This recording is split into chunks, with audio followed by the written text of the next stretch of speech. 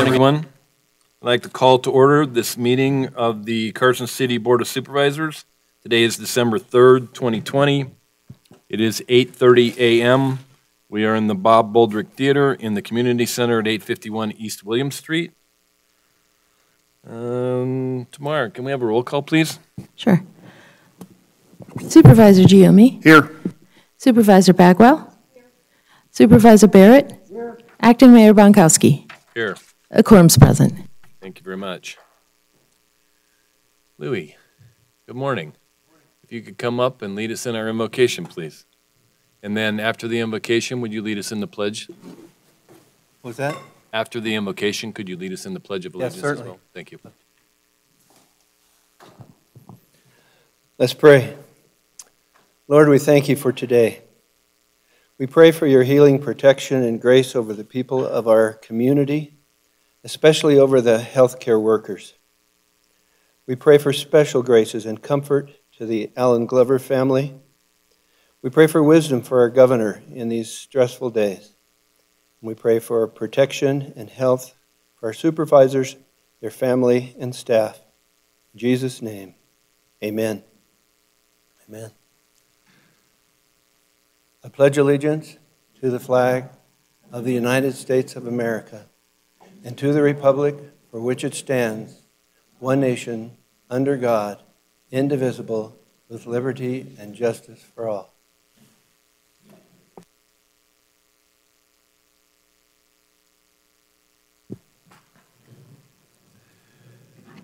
All right, we are now on agenda item 5, our first public comment of the day.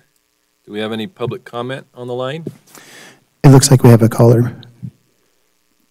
Caller, when you hear the beeps, it is your turn for public comment. Please state your name for the record.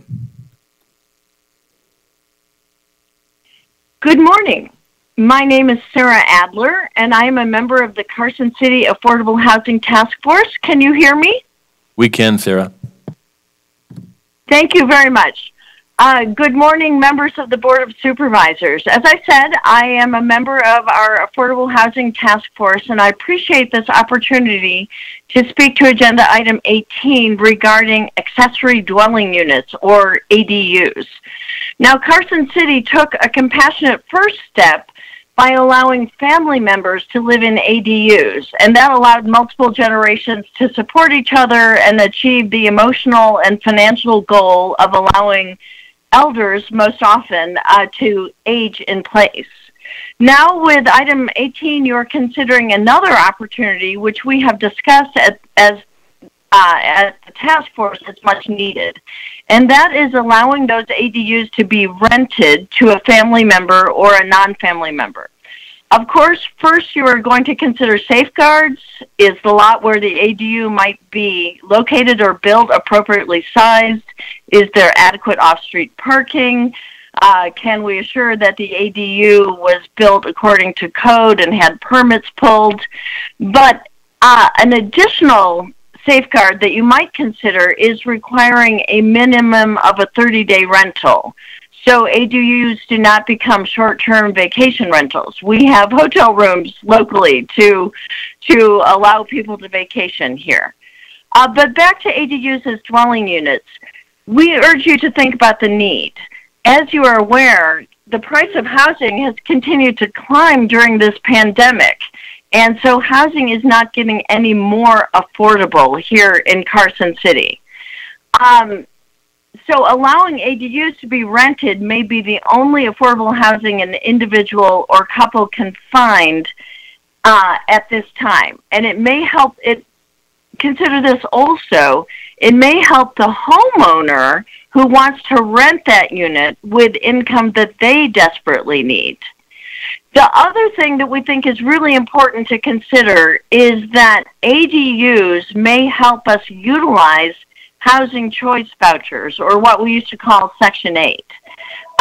You're likely aware that right now we have many people in Carson City who have been issued vouchers but cannot find a landlord willing to take the voucher, because the voucher only pays fair market rent, and that is not at all the same as market rent. So with ADUs being able to be rented, we can provide housing to people who desperately need it, and we can keep federal dollars in Nevada. So thank you very much for my comment on that. Different topic. My husband and I took the new bike lane from Clearview all the way through downtown, and it was wonderful. So thank you for that as well. Thank you. Thank you, Sarah. Is there anybody else on the line today for public comment? That is all for public comment, Acting Mayor. Thank you, Dizzy. We're now on agenda item 6 for possible action, approval of the minutes. We have minutes for November 5th, 2020 regular meeting, November 5th, 2020 special meeting, and November 16th, 2020 special meeting. If the members of the Board of Supervisors have had a chance to review those, I would entertain a motion. If there's any corrections on any one of those, then we'll do them individually. Otherwise, we can have a motion to approve all three. Okay. I move to approve the minutes of November 5th, 2020 regular meeting, November 5th, 2020 special meeting, and November 16th, 2020 special meeting. We have a motion and a second. Any discussion on the meeting minutes? Hearing none, all in favor say aye. Aye. Any opposed say nay. The vote is 4-0 to approve all three minutes. Thank you. We're now on agenda item 7 for possible action adoption of the agenda. I've had a request to pull items 15A, 15B, and 15E, which are the low impact development items. Is there any additional items to be pulled by the city manager? No? Any member of the board? None. Okay. So we will consider the agenda adopted minus items 15A, 15B, and 15E. We're now on item 8, the consent agenda. Any members want any items pulled from the consent agenda? We're going to pull 11A, please. All right, so I have a request to pull 11A and also 10A. With that, we would accept a motion to approve the items under item 8 and 9. I move to approve the consent agenda items listed under item 8 and item 9. We have a motion and a second. Any discussion? Hearing none, all in favor say aye. Aye. Any opposed say nay. The vote is 4-0 to approve the consent agenda consisting of the items under number 8 and number 9.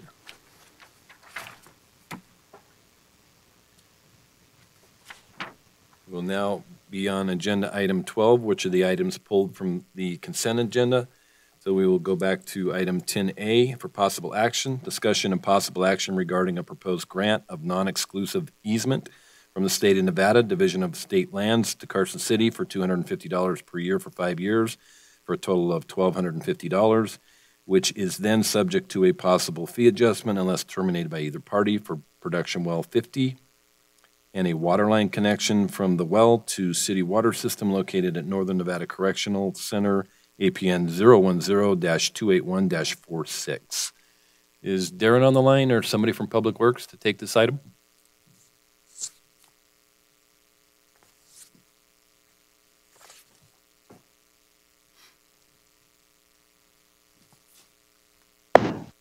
Robert, you're on mute.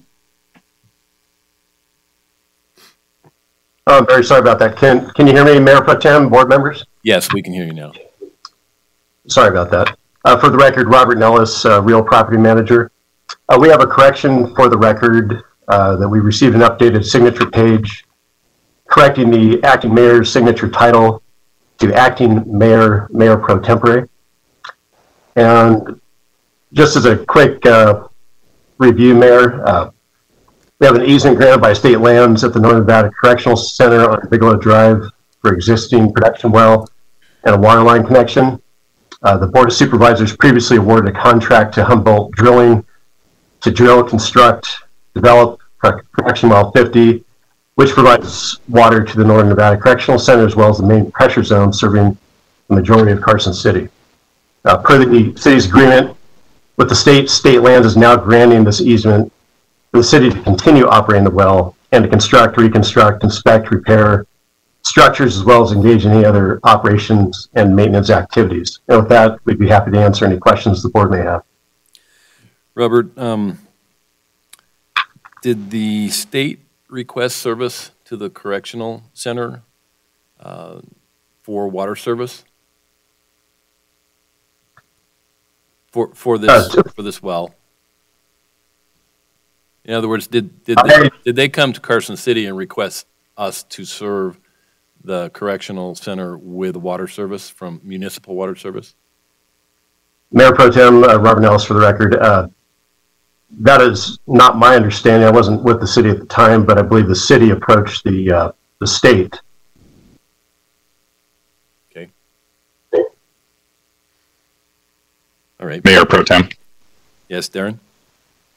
Yeah, I can maybe shed a little bit of light on that early on. So the city connected the state to our water system years before this particular item that we're taking up today was done. And it wasn't until we were coming through and looking for places where we could drill an additional well where we approached the state and asked them if we could use this property to put a new well on. So they were connected to city water before this ever happened. Okay. And was there an alternative location where we could have placed this well that would have worked at the same capacity? So that's the tricky part, and Robert, I apologize if I'm stepping on top of you here.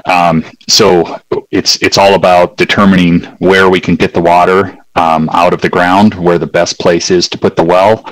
And once we determine that, we kind of get a zone, an area of what would work, and then we start looking around at property to what is available to put a well.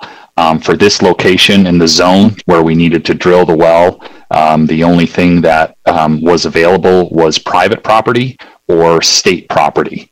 And so it was much better option to go with the state property. So that's why we chose this particular location. All right, thank you for that. Was there any discussion with the state regarding waiving the easement fee?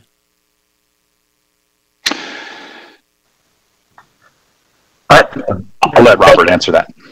Thank you, Mayor Pro Tem. For the record, Robert Nellis. We did ask the state if the fee could be waived, and they did consider that, and they felt that per NRS 322 that they were obligated to charge at least a minimum fee, so their minimum fee is $250, and they did not charge the fair market value for approximately 8,340 square feet of land that the easement is on. Great, thank you. Any additional questions from any of the members of the board? No? Just one thing. It's not a question. John? And I would ask that anybody who testifies, because I have difficulty hearing at my advanced age, and the technology isn't the greatest. So speak very slowly and clearly. Thank you. All right, thank you, John. All right, if there's no more questions, then I would accept a motion on this item. I can do it. I'll move to approve and accept and authorize the acting mayor to sign the grant of non-exclusive easement. We have The packet I had was correct. Yeah, the item, the version that we have in our packet is the correct version. Has the correct signature on it. Oh, all right. So if you could amend the motion to. All right, I'll amend the motion to the corrected language on the signature line for acting mayor. Second stands. Great. Any further discussion? All right, all in favor say aye. Aye. Any opposed say nay. The vote is 4-0 to approve. We're now on agenda item 11A. For possible action, discussion and possible action regarding amendment number 1 to contract 203-00032 on-call geographic information system services with Atkins to increase the contract amount by $50,000 for a new total contract amount of $99,999 through June 30, 2021, to be funded from the General Fund GIS Professional Services account. And is Matthew Lawson on the phone? If not... Yes, Mayor Pro Tem. Matthew Lawton here. Good morning, Matt.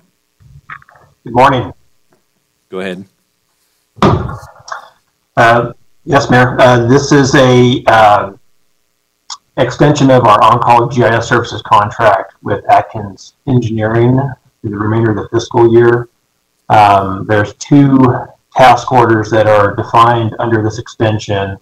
One is a $25,000 increase to add to the $49,999 that was put into place earlier this fiscal year for GIS on-call services, and a second task order specifically to support staff in the development of a strategic asset management plan. Any questions for Matt? None? All right. Thank you, Matt. I will accept a motion on this item. Okay. I move to approve the amendment as presented in the late material.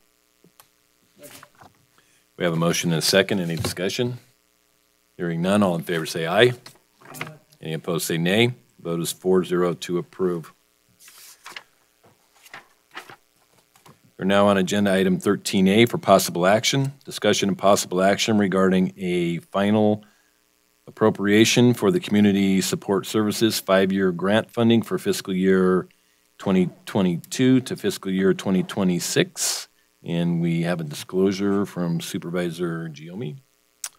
Thank you. NRS 281A.420 requires me to disclose a conflict of interest and abstain from voting when I have a disqualifying conflict. In my private commitment, I serve as an unpaid board member for both RSVP and Advocates to End Domestic Violence, both of which are private nonprofit organizations.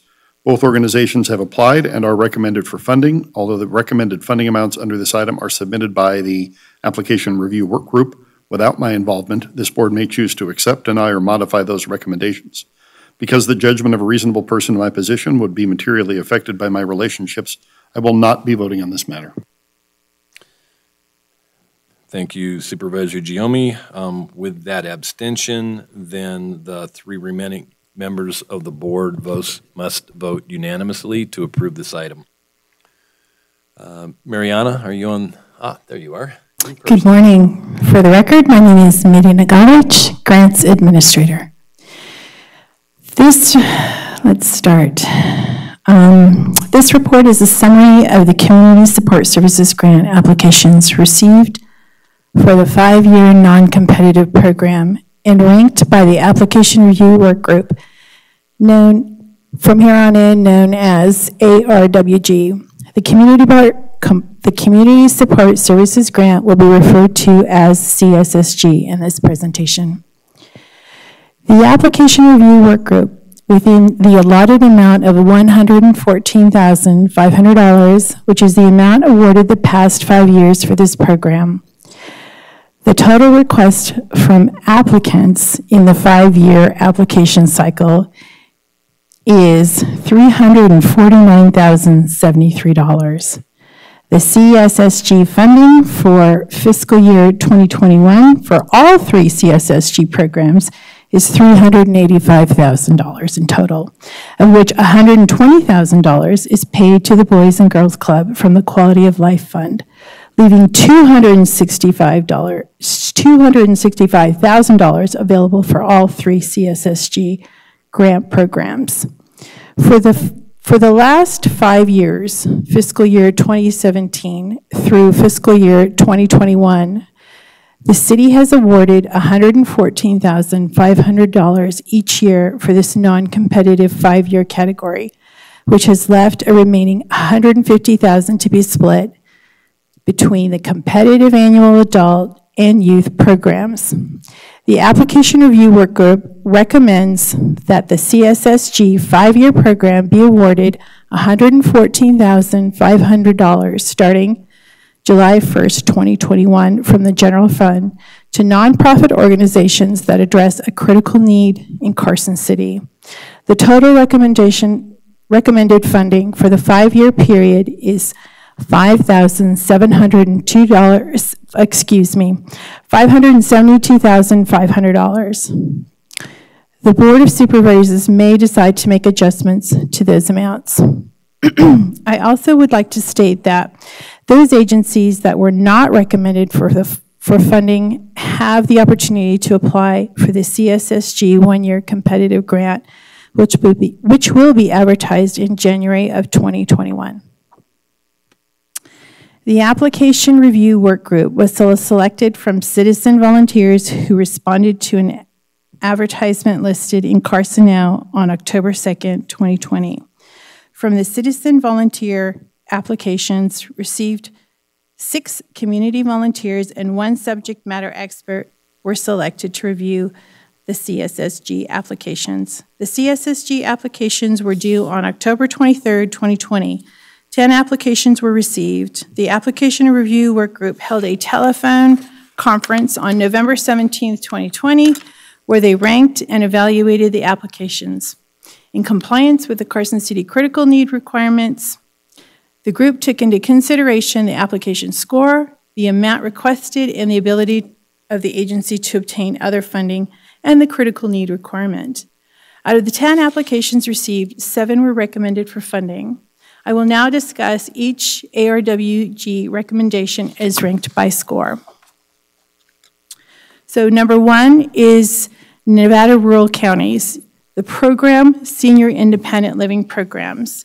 This is a first-time applicant to the CSSG 5-year program. The funding requested was $28,742. The recommendation is $15,000. The score is 87%. And RSVP is requesting funding for staffing and operational costs in order to provide critical services to homebound, low-income, and veteran seniors.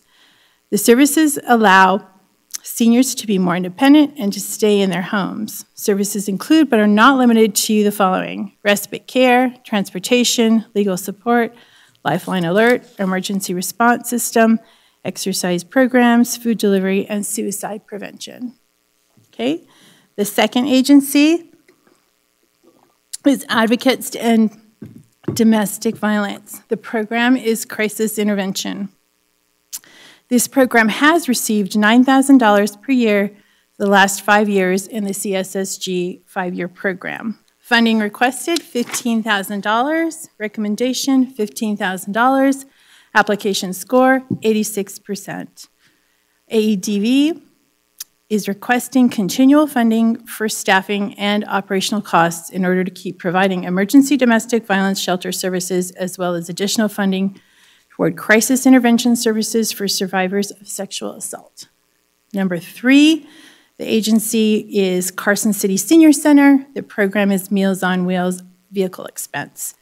This program received $13,000 per year for the CSSG 5-year program for the last 5 years. Funding request, $24,000. Recommendation, $24,000.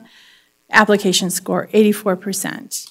The Carson City Senior Center is requesting funding for vehicle insurance, maintenance, and fuel for the Meals on Wheels program. The Meals on Wheels program provides 1 prepared hot meal per day to adults age 60 and over. The meals are delivered to the Carson City seniors. The Carson City seniors close their fiscal year ending in September 2020, delivering 110,936 meals, a record year for this program due to the COVID-19 pandemic. The 4th agency is Northern Nevada Dream Center. The program is door-to-door deliveries.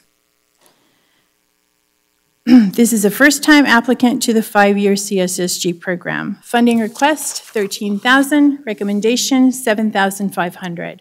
Application score, 81%. Northern Nevada Dream Center is requesting funding for staffing and operational costs. The program provides door-to-door delivery of groceries to seniors. This program is complementary to the Meals on Wheels program and is not a duplicate of services. The delivery of groceries allows seniors to have 3 nutritional meals a day. The Meals on Wheels program provides one prepared meal to seniors who may be disabled and unable to prepare their meals. This program allows seniors a variety of fresh foods and the ability to have pantry staples. The fifth agency is Ron Wood Family Resource Center. Program is to support the Operational Grant Youth Services Agency. This is a first-time applicant to the 5-year CSSG program. Funding request, $54,120. Recommendation, $7,500. Application score, 79%. Ron Wood Family Resource Center is requesting funding for staffing and operational costs to provide programmatic and administrative oversight of the following family-centered programs: Reach Up, Family Engagement, Supervised Visitations, and Cooperative Parenting. These programs provide behavioral and mental health, counseling for youth, support for families and youth on probation, supervised visits to Carson City court-ordered non-custodial parents, and court-ordered co-parenting classes to help parents improve communication. Currently, Ron Wood receives CDBG and CSSG funding. Youth funding for Carson City. The amount would be supplemental to the other funding that Ron Wood has received or is receiving from Carson City. The sixth agency is Carson City Community Counseling. The program is evidence-based addiction treatment. This program has received $60,000 per year for the CSSG 5-year program the last 5 years. Funding requested, $70,677. Recommendation, $20,000. The application score is 72%. Carson City Community Counseling is requesting continual funding for staffing. The request is for 1 alcohol and drug abuse counselor and for an additional peer specialist and case manager. The staff provides evidence-based treatment for substance abuse. Community Counseling received their certificate, Certified Community Behavioral Certificate in late 2019, which allows this organization to bill Medicaid for many of the services. Therefore, the ARWG did not fund their full request. Agency number 7, Carson City Senior Center Program, Meals on Wheels Case Manager. CSSG status, this is a first-time applicant to CSSG 5-year program. Funding requested, $28,834. The recommendation from the ARWG is not to fund this request because it does not fulfill the critical need requirement. The application score was 72%. The Carson City Senior Center is requesting funding for a new part-time case manager position to support the Meals on Wheels program. This new position would determine eligibility requirements set forth by the State of Nevada Aging and Disability Services Nevada Aging and Disability Service Division on the Meals on Wheels program. In addition, this position would support the Meals on Wheels seniors by providing resources to those seniors who have been identified with warning signs associated with depression and suicide. Number 8, CASA of Carson City, the Guardian Program. This program received $25,000 per year from the CSSG 5-year program the last 5 years. The funding request is $35,000. The recommendation is $25,500. Application score is 68%. CASA of Carson City is requesting continuous funding for staffing and operational costs in order to provide support and promote court-appointed volunteer advocacy to abused and neglected children in Carson City. CASA staff recruit, train, and supervise volunteers who are empowered by the courts to provide best interest advocacy for children and young people who are in the child welfare system. The 9th agency is Friends in Service Helping Program. The program is emergency dental assistance. This program received $7,500 per year from CSSG 5-year program. The funding request is $7,500. The recommendation from the ARWG is not to fund the request due to the low application score and the missing documents. 3 of the 6 required application packets submitted were missing required documents. Application score is 68%. Friends in Service Helping Friends, known as FISH, is requesting reimbursement for dental costs for uninsured or underinsured Carson City residents. FISH works with a variety of dental programs and dentists to help provide dental care for residents who are unable to afford emergency dental care. The FISH Emergency Dental Care Program served 151 adults in the past 5 years. And the last agency is Spirit of Hope, and the program is Senior Homeless Housing and Support. This is a first-time applicant to the 5-year CSSG program. The funding request was $72,200. The recommendation from the ARWG is not to fund the request due to the low application score. The application score is 55%. Spirit of Hope is requesting funding for staffing and operational costs, as well as payment for 2 rental homes to house homeless seniors. This program provides clean, safe accommodations for seniors living in Carson City. After an intake process, each qualifying candidate is placed in a home. Currently, Spirit of Hope has a wait list of 16 people looking for placement.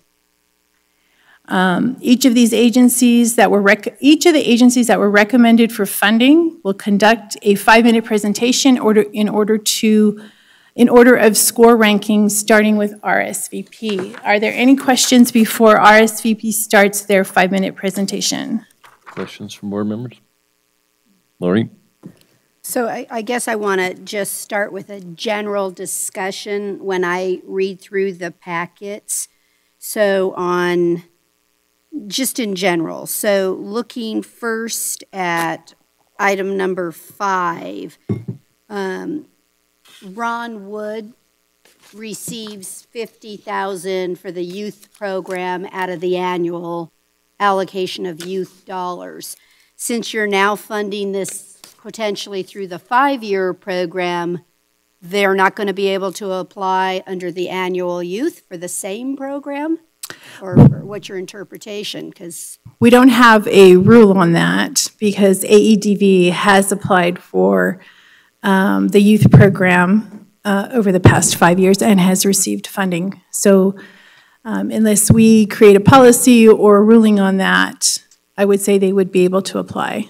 Well, and I just throw that out for discussion because I don't understand why we're funding the same program, part of it under the 5-year and part of it under the youth when it's the same program. And I see it as a different program, sure, but I'm having a hard time understanding why we would fund, why are they getting 2 bites at the apple for the same program? So I throw that out as discussion. Then the other item, you're not funding it under number 7, but if it didn't fill, I'm just concerned how it got 72% if it didn't even pass go with meeting a critical need. So I guess again, if it doesn't meet a critical need, it shouldn't score at all. It's not eligible.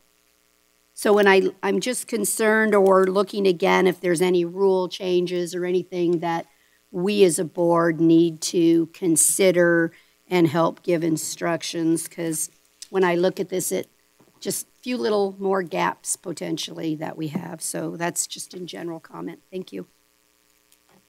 John? Thank you.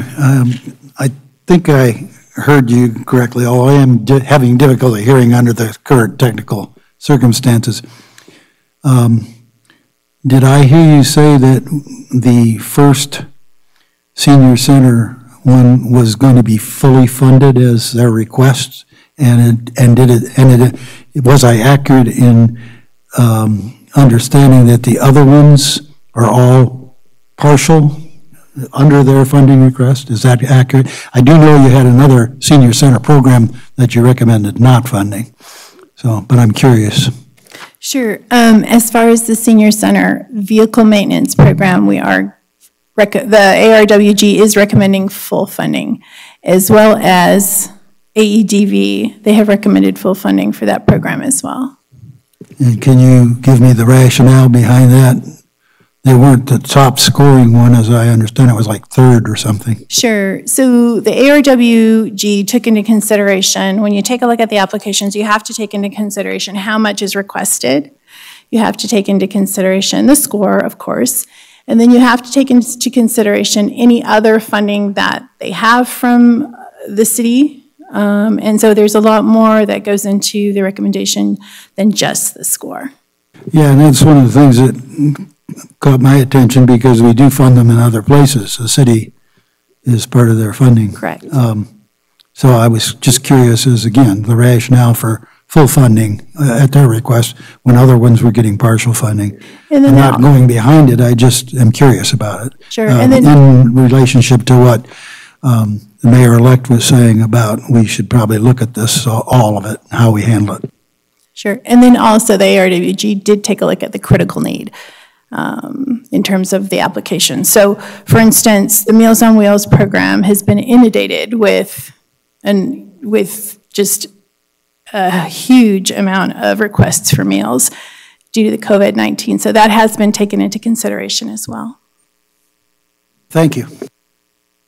Sorry, I want to go back just a little bit. So when Meals on Wheels discussion comes up for the senior center, this is a 5-year allocation. Let's hope the pandemic is going to be over next year.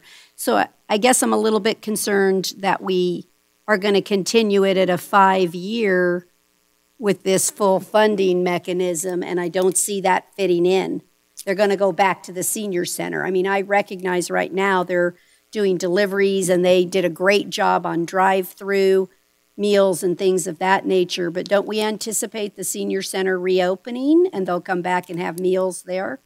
I would hope so, but at this point in time, it's a matter of when, and we don't know. So it could be another year or two. Yeah. I bring this up for discussion, though, Sure. because, again, the committee's recommending a 5-year at $24,000 when some of the other programs didn't get maybe all that they needed. So I just bring it up for discussion point. Thank you.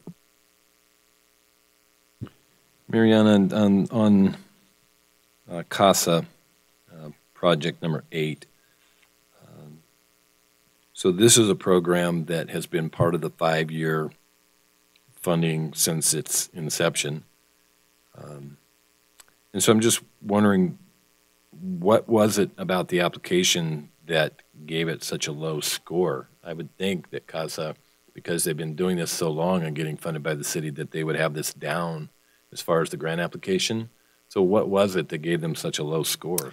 You know, off the top of my head, I don't remember all the details in terms of the notes, but I would have to say it wasn't as well written as it could be. And the details, there was a lot of details that were lacking. I remember there was a conversation about statistics and more details, so it could have been better written.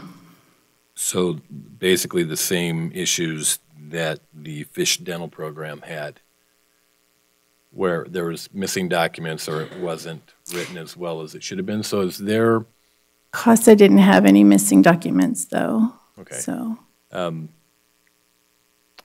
is there a liaison between the applicants and the city that would be able to educate the applicants on how to fulfill or fill out the applications better?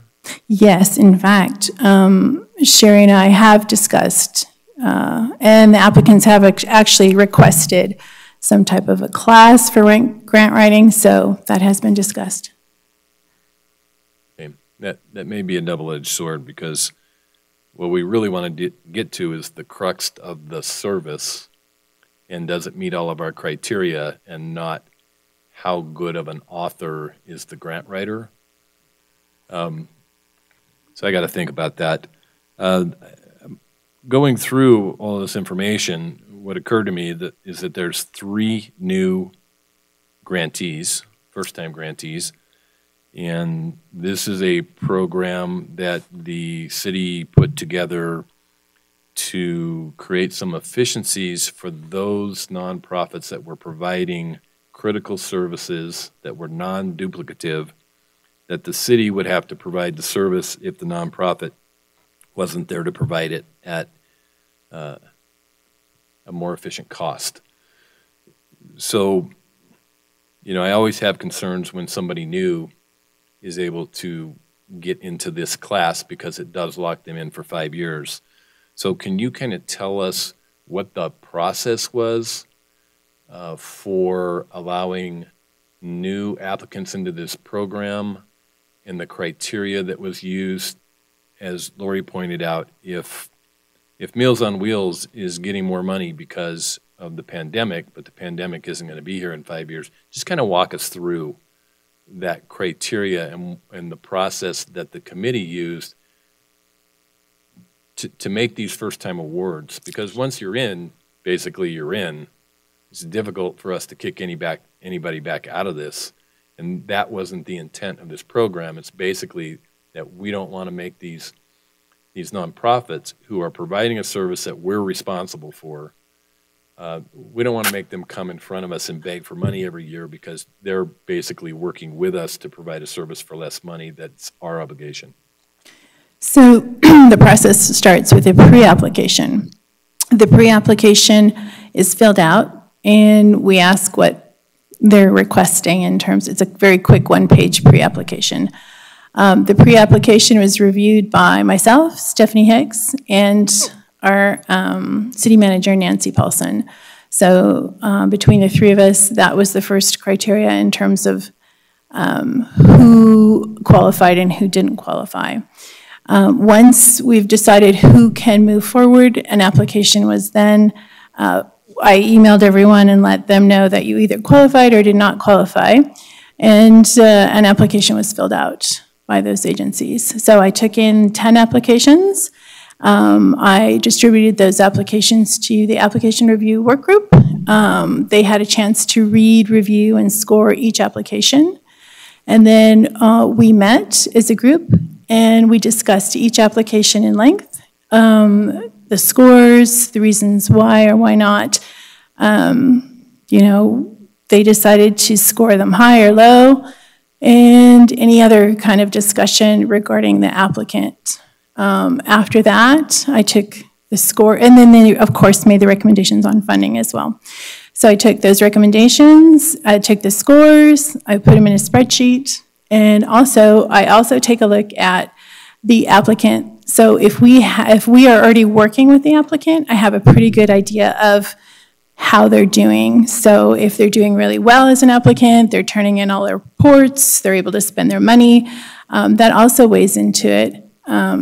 If they're having trouble spending their money, if they're not able to turn in their reports, if they don't have certain policies in place, because we do a review, an audit of our agencies, then that is also taken into consideration. But overall, I try to, I think the ARWG and myself try to match it up as best with the score as possible. Sherry, you have more to add? Yeah, I just wanted to add that during this process, we stuck with what we have allocated for the last 5 years, that $114,500, because we didn't feel we had the authority to increase that, which in turn decreases the competitive grants that we give out annually. So we kind of left that up to the discretion of the board. If you want to give more money to these agencies, that's your discretion, and then it'll decrease the competitive grants. So that was our logic behind telling the AWORC, this is the amount of money we have to split.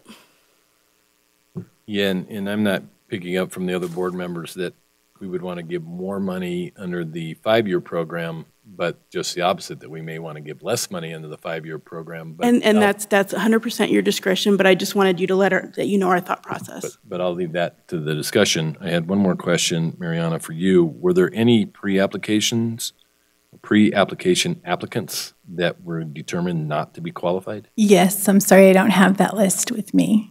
Do you remember the approximate? No, I don't. It's been a while. But the number? No, I don't. Okay. Sorry. All right. Any additional questions? Lori? So if you had a pre-application, are you indicating on project number 7 that staff thought it qualified, but the review committee did not? And that's how they got through and got scored? Yes, that is correct. Okay. And then I really want to follow up with what Acting Mayor Bonkowski was saying. When I look at, I can't tell from looking at this, so you'll have to tell me, especially the new ones, what history do we have that they'll spend the money, will comply with the documentation, and what opportunity do you have to say, I'm going to redirect that funding in a year? I guess that's our concern, is you're letting new ones in that I don't think we've funded before on our applications. And so I'm wondering, can you tell me that all of these applicants are spending the money that we've given them in the past? Because that's a big deal to me, is I don't want to put dollars out and allocate them and then they don't spend them. And we did not fund FISH for the dental program that we know is the only dental program that we have. I mean, that's it. We don't have, the city has no other dental opportunities. They can apply under the annual, Yes, which they I can. understand, but if you see what I'm trying to say here, we know that's a fixed service, that we have no other service provider, we have no other opportunity to accommodate that. So I just look at, can you tell me, have all of these vendors been drawing down all their money? I can. I'm going to go through each one of them so you get an idea. The first one, Nevada Rural County, is RSVP. They do have money from CDBG. They do have money from CSSG. And they are drawing down their money. It's a very slow process. They are not drawing down their money as quickly as they should be. So that is worrisome. But for the most part, RSVP has been, they're very good about turning in their reports. They're very, very, very good about communication. So we're in constant communication. I have faith that they will be able to spend the money that is allotted to them. AEDV, they're wonderful. They have no problem spending their funding. They've been with us like RSVP for many years. They are definitely on top of it in terms of grants. So I'm just going to move on. Let's see, Carson City Senior Center, same thing. Never had a problem. In fact, they've always spent their money way before the year's end, which to me tells me that they really need the money. They sometimes spend it, up to the 6 months instead of the whole year, which indicates to me they really need the funding. Northern Nevada Dream Center, I've only worked with them a very short amount of time, and I don't know them very well. I can say that they have money with the CARES Act, and we have struggled through getting reimbursements, timesheets, things of that nature. So I'm not sure how big they are, or, I don't know them well enough to know what their capacities are administratively. Roundwood Family Resource Center is amazing in terms of documentation, in terms of submitting financial claims, spending their money, reporting. They are definitely on top of it. Carson City Community Counseling, they've done an amazing job in spending their money, reports, same thing. I've never had a problem with them. They're on top of it. They're good communicators and just wonderful to work with. Carson City Senior, we've talked about the Carson City. CASA, same thing. CASA, I have to say Melanie does a wonderful job. She is a one-woman show, and sometimes, it's just a little bit of reminding to get things in, but I feel for her. She's on her own, and she does a good job with the amount of work that she has. Friends, FISH, I've worked with Jim for several years, and I feel like he also knows what's going on. They don't have too many problems spending the money. Good organization. I love talking to Jim. He's got a wonderful sense of humor and great communication. Spirit of Hope, I don't know too much about them, I'll be honest. They have a CDBG grant currently. We're just getting to know each other. I don't have too much to share. I haven't really worked with them very much. So I think I feel like they're just getting established. So what I get from the comments that you just made, this is just my observation, is that we may want to amend our policy going forward to maybe have a provision that an applicant would have to qualify for at least 3 years under the annual program before they would be able to apply for the 5-year program, because that would give us a history. I would like with them. that. I would like that, yeah. That would help. That would help with the pre-application. It would help narrow the amount of pre-applications. So a history with the Carson City, actually a history with a high score in terms of risk, or a low score in terms of risk would be wonderful. So having said that, Northern Nevada Dream Center, is this the first time that they've applied for grant funds? Yes, so that I am aware of in the 2 years that I've been here, yes. And they're the only first-time applicant to the 5-year program that we have no history with that got funding. Correct. No history with myself or Carson City that I'm aware of. Right. Okay. So that's the one applicant that, I have some serious concerns with. John, go ahead. Thank you. I don't want to sound naive, but I'm perplexed. It's probably the first time in 50 years around government that I've heard talk about not being able to spend money that is coming from a grant where they say, we have a problem, we want to get the money, and then they can't get it. Can you explain that to me? Because I don't think I'm naive about this. Sure. There are a lot of reasons why an agency may not be able to spend the money. It could be staffing, it could be the resources, it could be volunteer. A lot of these agencies are run on volunteers. It could just be the administrative turnover. There is a lot of reasons that an agency may not get to a program or get through a program. Now with COVID, it didn't help. A lot of the agencies that are kind of responding one-on-one to seniors or to children have had to really change the way they do things. So, for instance, RSVP, they had to really shift in terms of how they reach out to the seniors, how they help the seniors, some of their programming. So that's just one example, but it's a huge shift, especially in this pandemic. But those are, that's prospective. You're looking into the future. I'm talking about, have you experienced with any of these agencies that they haven't been able to spend down their money after they've said, we have identified a problem, and then they didn't do it? Yes, I have. And they are? RSVP. Thank you. John, I would also give you another example with CAMPO, Carson Area Metropolitan Planning Organization. They received some grant funding for a staff position. The person that was in that staff position then moved on, and Campo had a very difficult time getting a qualified applicant to fill that position and ended up having to actually, I believe, to roll the grant funds forward twice for 2 years. That's understandable. Yeah, that's a good reason. That was what I was looking for. Thank you. Okay. Lori, you have questions?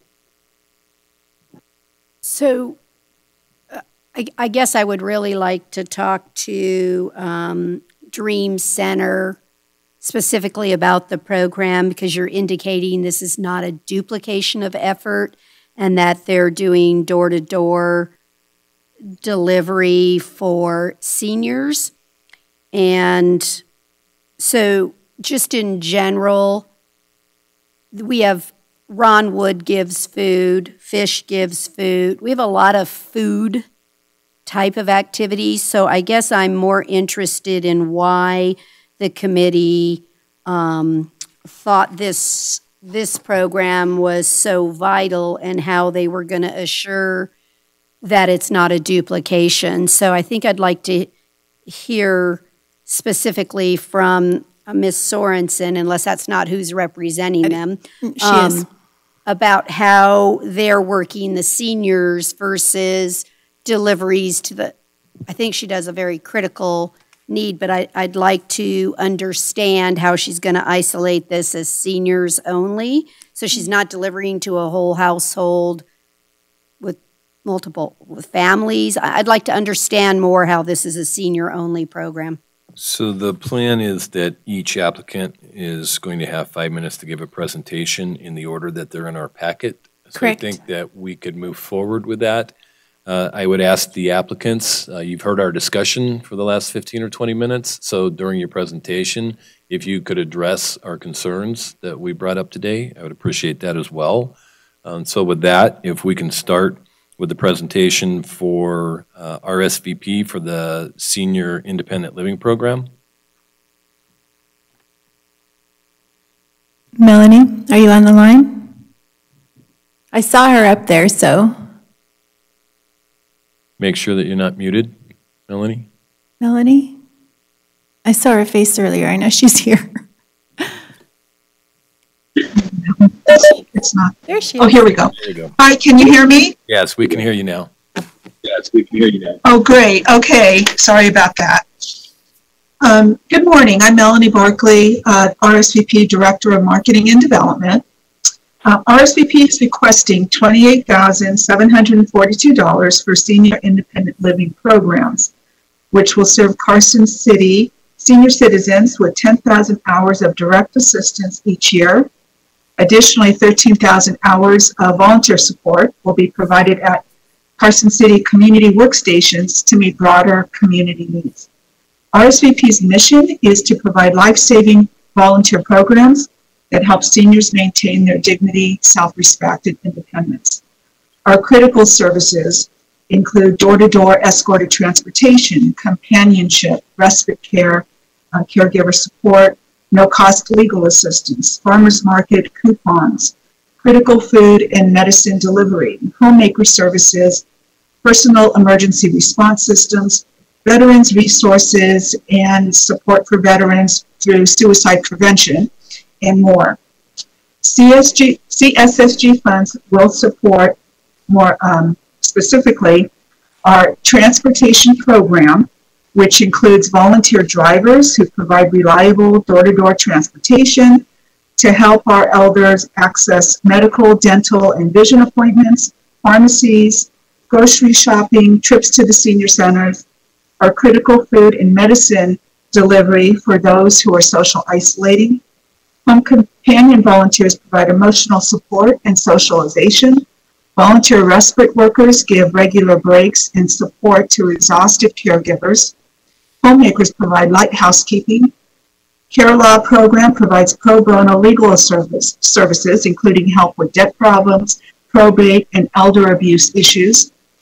The Lifeline Freedom Alert devices are installed for personal emergency response systems. The elder exercise programs improve mobility, strength, and prevent falls and injury. Farmers market coupons are distributed each summer, and food delivery is provided year-round to support good senior nutrition, veterans assistance and support on suicide prevention through our Veterans Volunteers in Partnership program. Additionally, volunteers serve through our Volunteer Stations program, which is a broader community workstations program to support broader needs out in the community, where our volunteers help at government agencies, nonprofits, and proprietary healthcare facilities.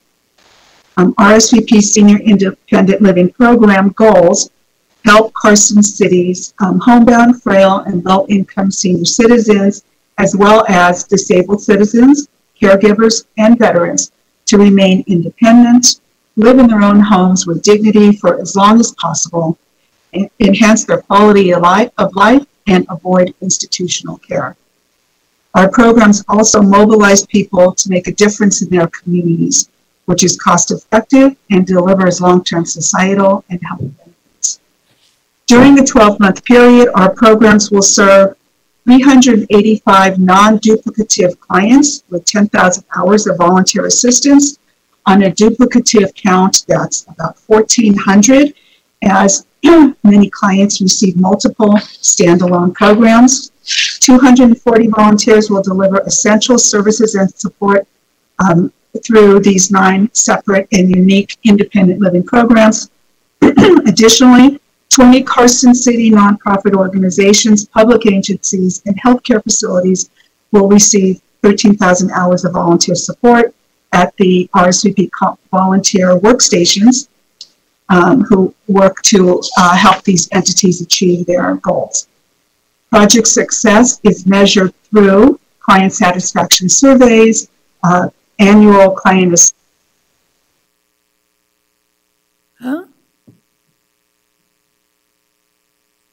Well, yeah, it looks like we may have lost our feed. We're back. Not only All right. do, We're back. All right. Go ahead, Melanie.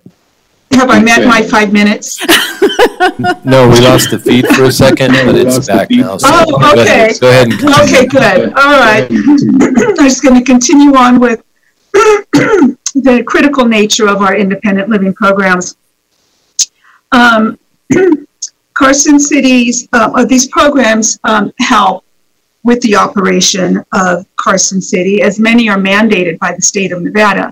We do receive some funding from the Aging and Disability Services Division and Fund for a Healthy Nevada. So we meet strict service specifications for these various programs. They're highly effective in supportive services that help promote the independence of persons aged 60 and older and people with disabilities who are living alone, homebound, isolated, and in need of such services. If not for these services, our senior citizens are at risk of unnecessary placement in nursing homes or long-term institutional facilities. When compared to the cost of institutionalized care, which, as you know, can range from starting at $80,000 a year, RSVP is able to provide a significant return on investment and provide these valuable services and resources to Carson City. Our senior independent living programs offer critical supportive services at no charge to low-income clients and program participants. So that's my overview. Thank you, Melanie. Any questions? Thank you. Any questions? So, Melanie, in your overview, you indicated that you do food delivery. Can you give me a little bit of explanation? You don't have a food bank yourself. Is this, if I'm not mistaken, do you go to fish and pick up food and deliver it to seniors, if my memory serves me right? Can you talk about the food delivery? Can you talk about the food delivery? That is correct. Our volunteers will help with food drop through, sometimes it's fish or the Ronwood Family Resource Center, where we'll pick up food from those sites and deliver them to our clients. And one follow-up, do you have a program requirement? Do they just have to be over the age of 60, no income qualifications to get that? I'm trying to get to the heart of your food delivery. So is it any senior citizen that signs up with you and asks for the help? Yes, food delivery is for seniors 60 and older, and the farmers market coupons are for specifically for low-income seniors. There is an income requirement on the farmers market coupons. Okay, thank you, Melanie. And the rest of the applicants that are on the line, we've read your applications, so you probably don't need to spend a lot of time describing the actual agency.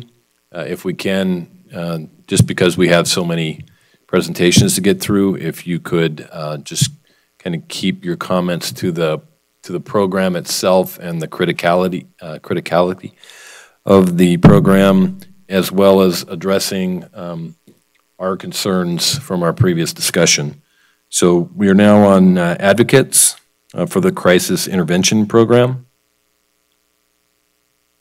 Hi, good morning, board members of the Board of Supervisors. I'm Lisa Lee, the Director of Advocates to Domestic Violence, and I'm going to give you a very brief overview of our proposal.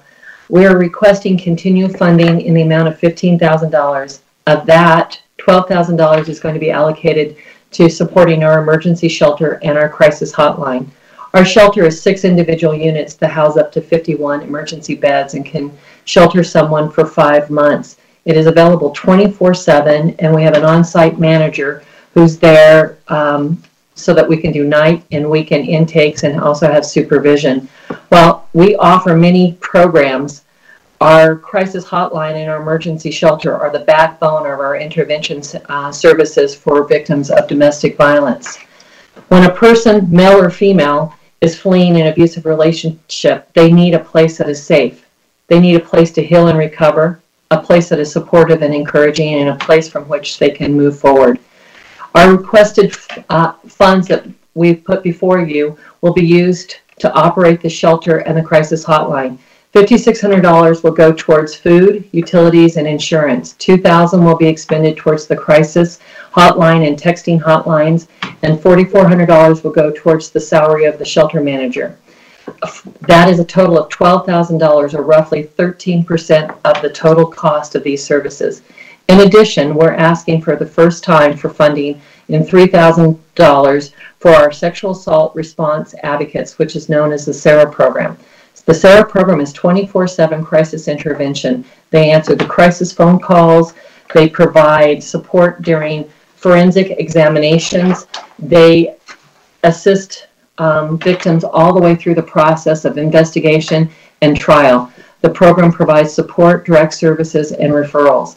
In the last legislative session, AB 176 was passed mandating that counties offer a sexual assault victims advocate to support survivors during forensic exams and interviews with law enforcement. These funds will ensure that Carson City remains compliant and that survivors have the support and advocacy they deserve. The funds requested will provide 105 survivors of domestic violence with 4,800 nights of shelter, contribute to 9,600 meals, answer over 1,100 crisis calls, and provide support during 90 sexual assault forensic examinations and accompaniments, and attend 70 court hearings and trials for each of the funding years. During the past 5 years of this funding, which we're really grateful that we had, I can't express how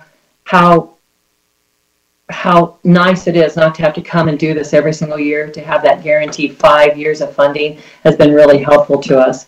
We've provided over 22,000 nights of shelter and roughly 45,000 meals to 1,500 survivors. Your financial support ensures that crisis intervention and emergency shelter continues to be available to those in need in our community.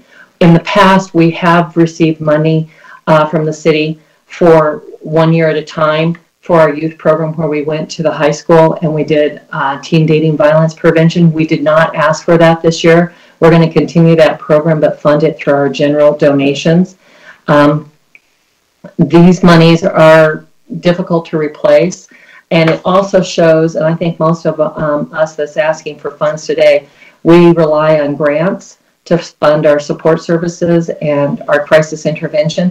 And it's helpful to show that our city supports us financially and that they have a value for the services we provide when we're asking other grantors to do that. When we're asking people from the state or private foundations, they want to see that your community has value for what you're doing and that your community sees a need to keep these services going. Thank you. If you have any questions, I can hopefully answer them. Thank you, Lisa. Any questions for Lisa? You're off the hook, Lisa. For now. Oh, gosh, thank you.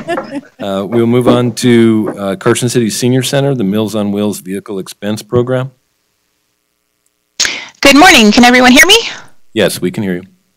Great. This is Courtney Warner from the Carson City Senior Center. We are requesting funding in the amount of $24,000. The proposed project is requesting funding to support its Meals on Wheels program, specifically funding for its vehicle expenses, including vehicle insurance, maintenance, and fuel. There's already been some discussion about Meals on Wheels, so I think that most people are quite familiar with it. So I'll highlight just some of the questions that have come up. What makes our program unique is that we are providing one meal every day that is fully prepared and only requires on weekends and holidays when we're closed, reheating. A lot of the seniors that we're serving are homebound. They have to be eligible based on medical diagnosis, illness, disability, or geographic location. A lot of these seniors have debilitating illnesses that's creating a hardship to shop for groceries or prepare meals in their home. So we're able to at least take the burden of one meal a day off of their plate. We're delivering the meals 5 days a week. They are a combination of hot and cold entrees. The other part that is essential to our program and critical to the function of Carson City is also that our drivers are making contact, either verbal or visual, with our most vulnerable. A lot of our seniors are living alone and they don't have a lot of people checking in on them. And our drivers are able to do the welfare checks, making sure that there's not abusive situations going on, maybe a change in condition. And we have had many calls where we found seniors have fallen, they're unresponsive, and we were able to get emergency services to them quickly.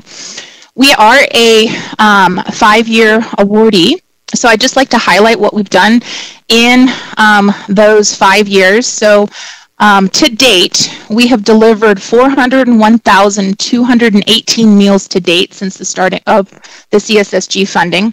We expect by the CSSG grant year end to be just about 472,000.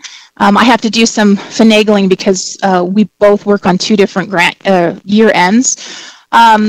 In just comparison, in terms of our growth, there was questions about, is this related to COVID as to why we're having this increase in request? And the answer is no. I tried to write the grant so that it was showing that we had a huge demand and that it was not related to COVID. In year 1 of CSSG funding, we had delivered 77,235 meals, and we just finished out last year at 110,000 meals. So that growth, you're seeing it year over year. So year 2 was 88,000, year 3, 92, year 4, 107,000. So that's all prior to the pandemic. When we do our forecasting for anticipating meal growth, we were expecting to be close to 110,000 before the pandemic started showing its ugly face. So what this shows you is we have a demand in Carson. You see the growth of more seniors coming into the area, plus we have the wave of the silver tsunami coming, and also seniors are just living longer in their homes. So this growth was anticipated prior to the pandemic, so the request is not a reflection to that.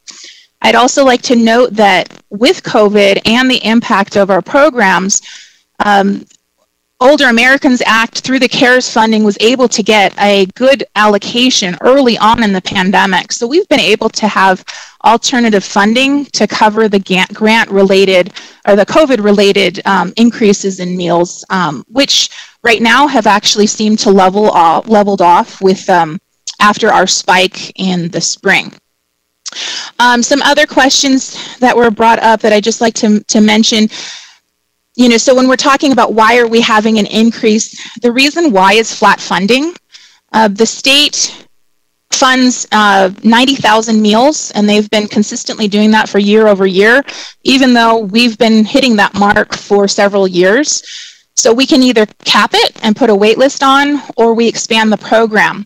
And so we try to expand the program by applying for other grant funding sources to supplement what the state has not allocated. You also have a discrepancy between the allocation.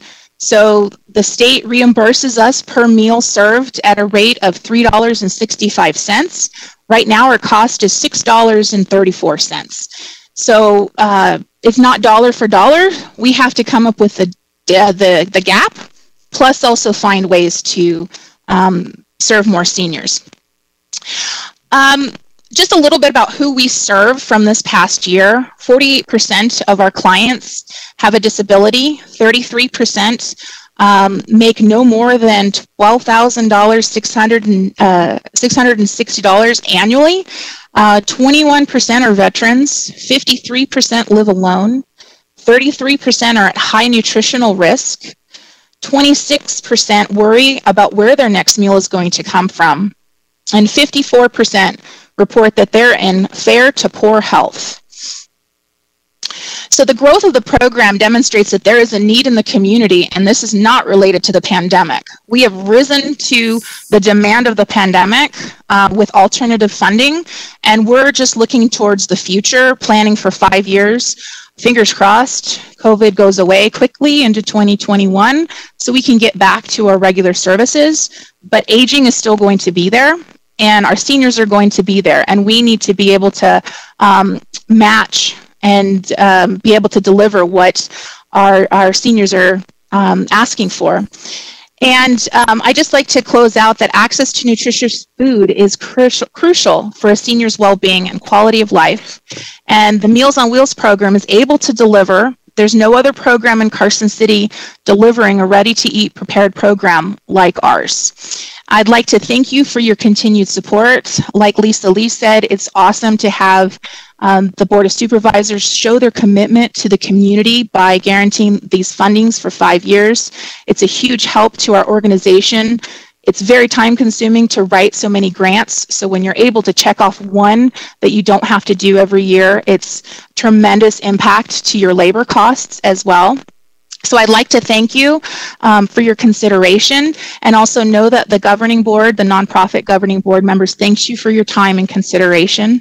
And with that, if there's any questions, I'm happy to answer. Thank you, Courtney. Any questions? John?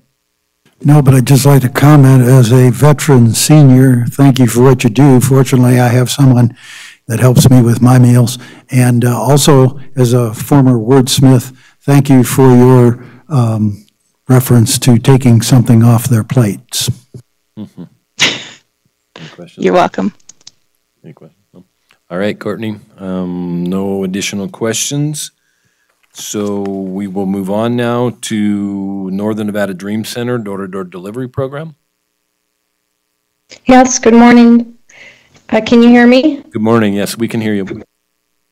Okay, great. My name's Susan Sorensen. I'm director of the Northern Nevada Dream Center, and I understand that you have some questions and concerns, so I'll just give you a brief overview of our request and our program, and then let you ask any questions that you might have.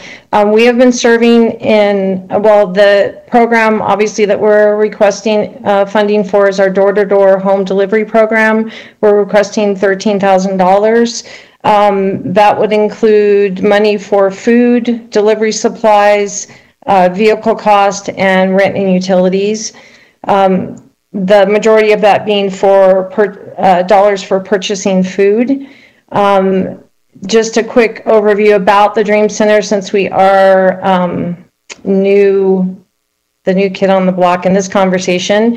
We have been serving in Carson City and Northern Nevada since 2010. In 2014, we became a official 501c3 nonprofit. We serve primarily in Carson City, but also throughout Lyons, Story, and Douglas County. Our mission is to bring hope and relief to our community by providing support and services that address hunger, poverty, homelessness, addiction, education, and just general well-being of our citizens, of our neighbors. The door-to-door program that we are talking about today, I can just give you some statistics over the last year and a half, because as we've been serving in our community, we have, from day one, our goal has to not been to duplicate services, but to complement other organizations and services that are happening here in Carson City. So therefore 95% of what we do is mobile in the city. We have an on-site food pantry, but it's only open 3 days a month. Our main way of reaching food or reaching individuals with food is through our mobile food truck program.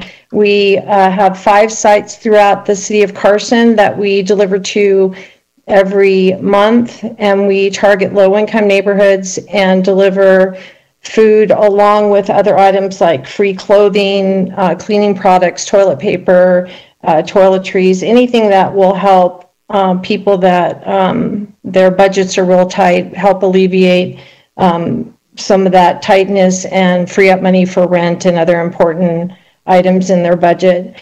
We also have, for 6 years, did a large outreach to folks living in motels, delivering a hot meal every month and groceries to more than 300 people a month. So our history has been to try to partner with other agencies and meet a need, provide a service to people that may not be able to get to other, other services because of lack of transportation or physical or economic limitations.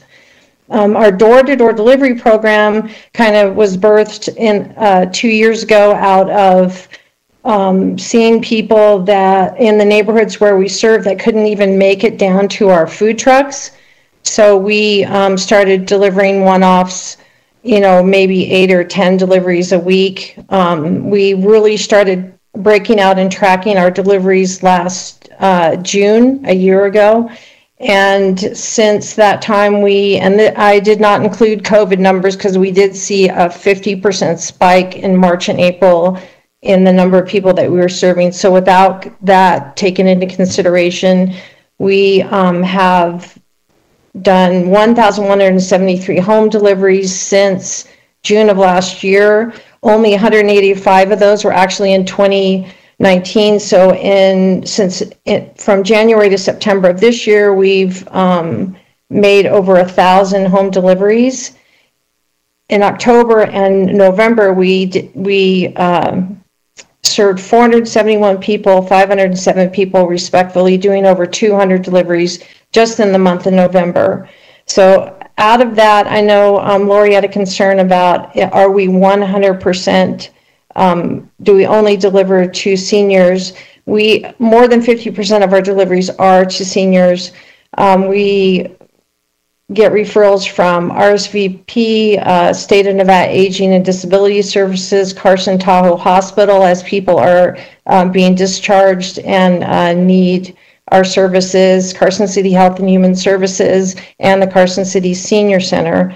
Not only do we deliver food to the folks that we're serving, but we also deliver free clothing, blankets, toiletries, laundry soap, pet foods, anything that's been donated to us goes right back out the door to these folks. So we really are able to help them free up money that they can use to pay for rent, utilities, and for our seniors where it can afford them the ability to age in place and not have to leave their home and be placed somewhere else.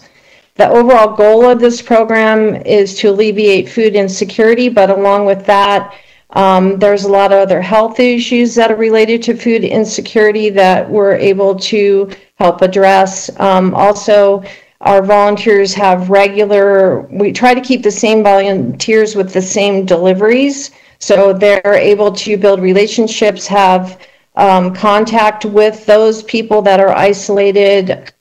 We can look for signs of depression that comes with isolation. We can help build community and relationships with them. So there's a lot involved other than just delivering food to someone's home.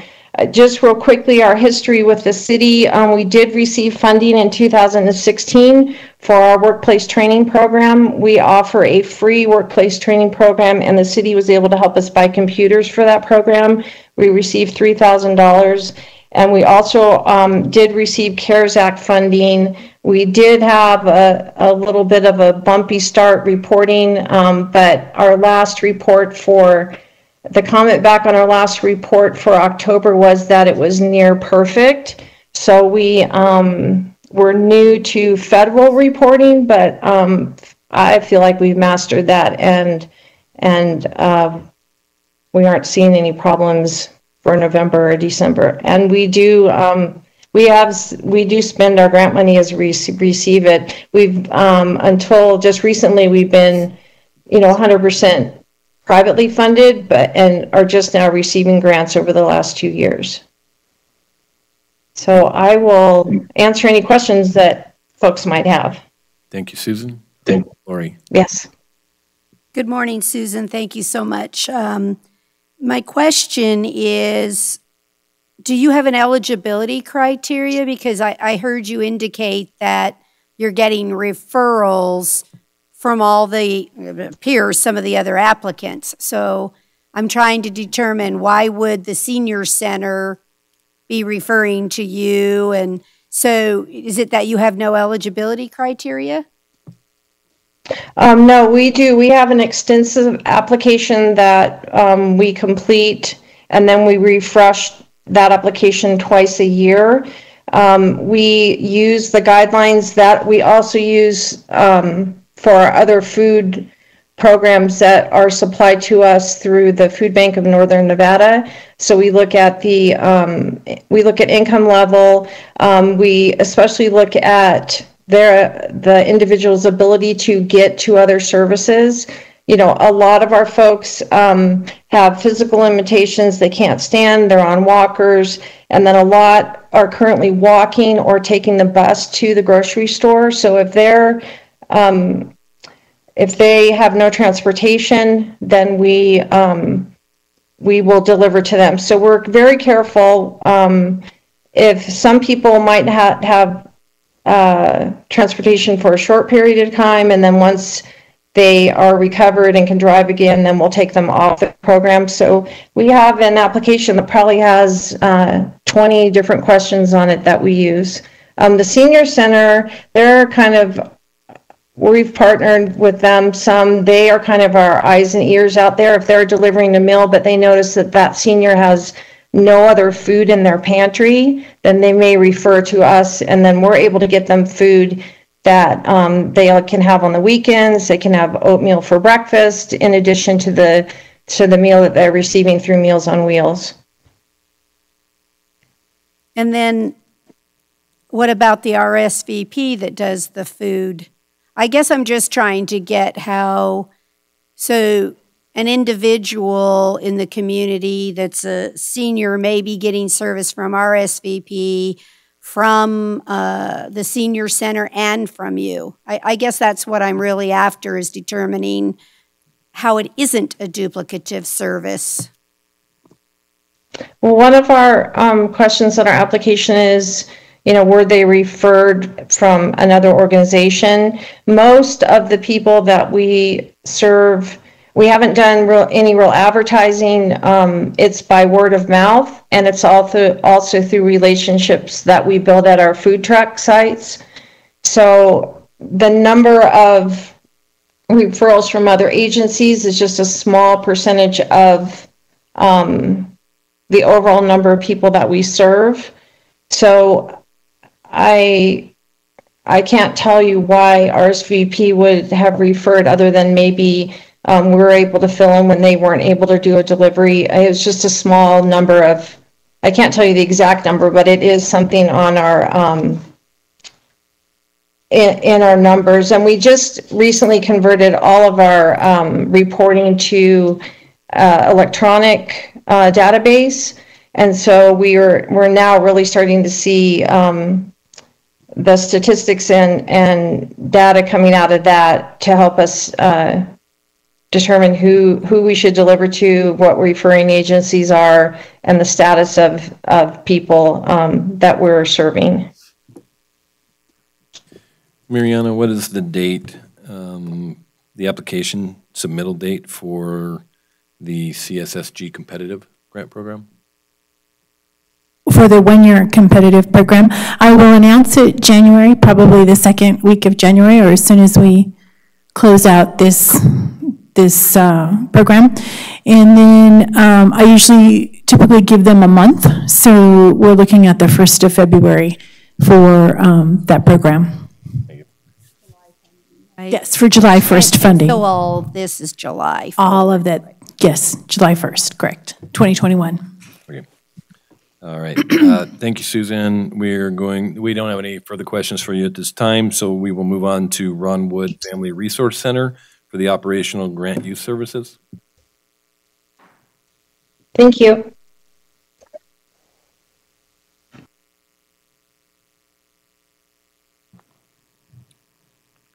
Who's on the Joyce. line for Joyce Buckingham? Joyce? Check to make sure you're not muted.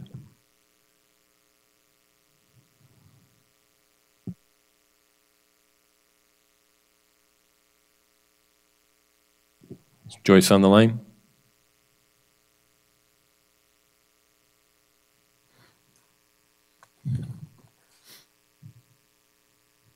All right. We will move on then to Carson City Community Counseling, evidence-based addiction treatment. Who's on the line for? Diane? Yes, good morning, Diane. Go ahead, please. Yes, good morning. My name is Diana Mayoral-Ortiz. I'm a clinical supervisor here at Community Counseling Center. I actually prepared a presentation. I'm going to go ahead and share the slides with the board. Hopefully we don't have any technical issues. I believe you can see it. It's up, yes. So I'm just going to go, great. Okay, so I'm just going to go in order of what was requested from us to present. We are requesting $70,677 per year for the fiscal year 2021. And that is to fund the wages of one substance abuse counselor to basically continue to maintain our mission here in providing evidence-based treatment for substance abuse and co-occurring disorders. And I'll talk more about what we do.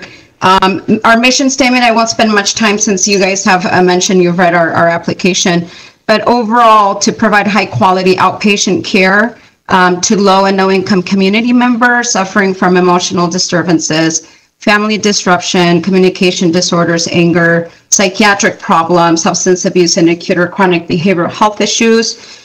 We've been doing a lot of work with other organizations such as MOST, for example. Becca, contacts us to deal with crisis situations, for example.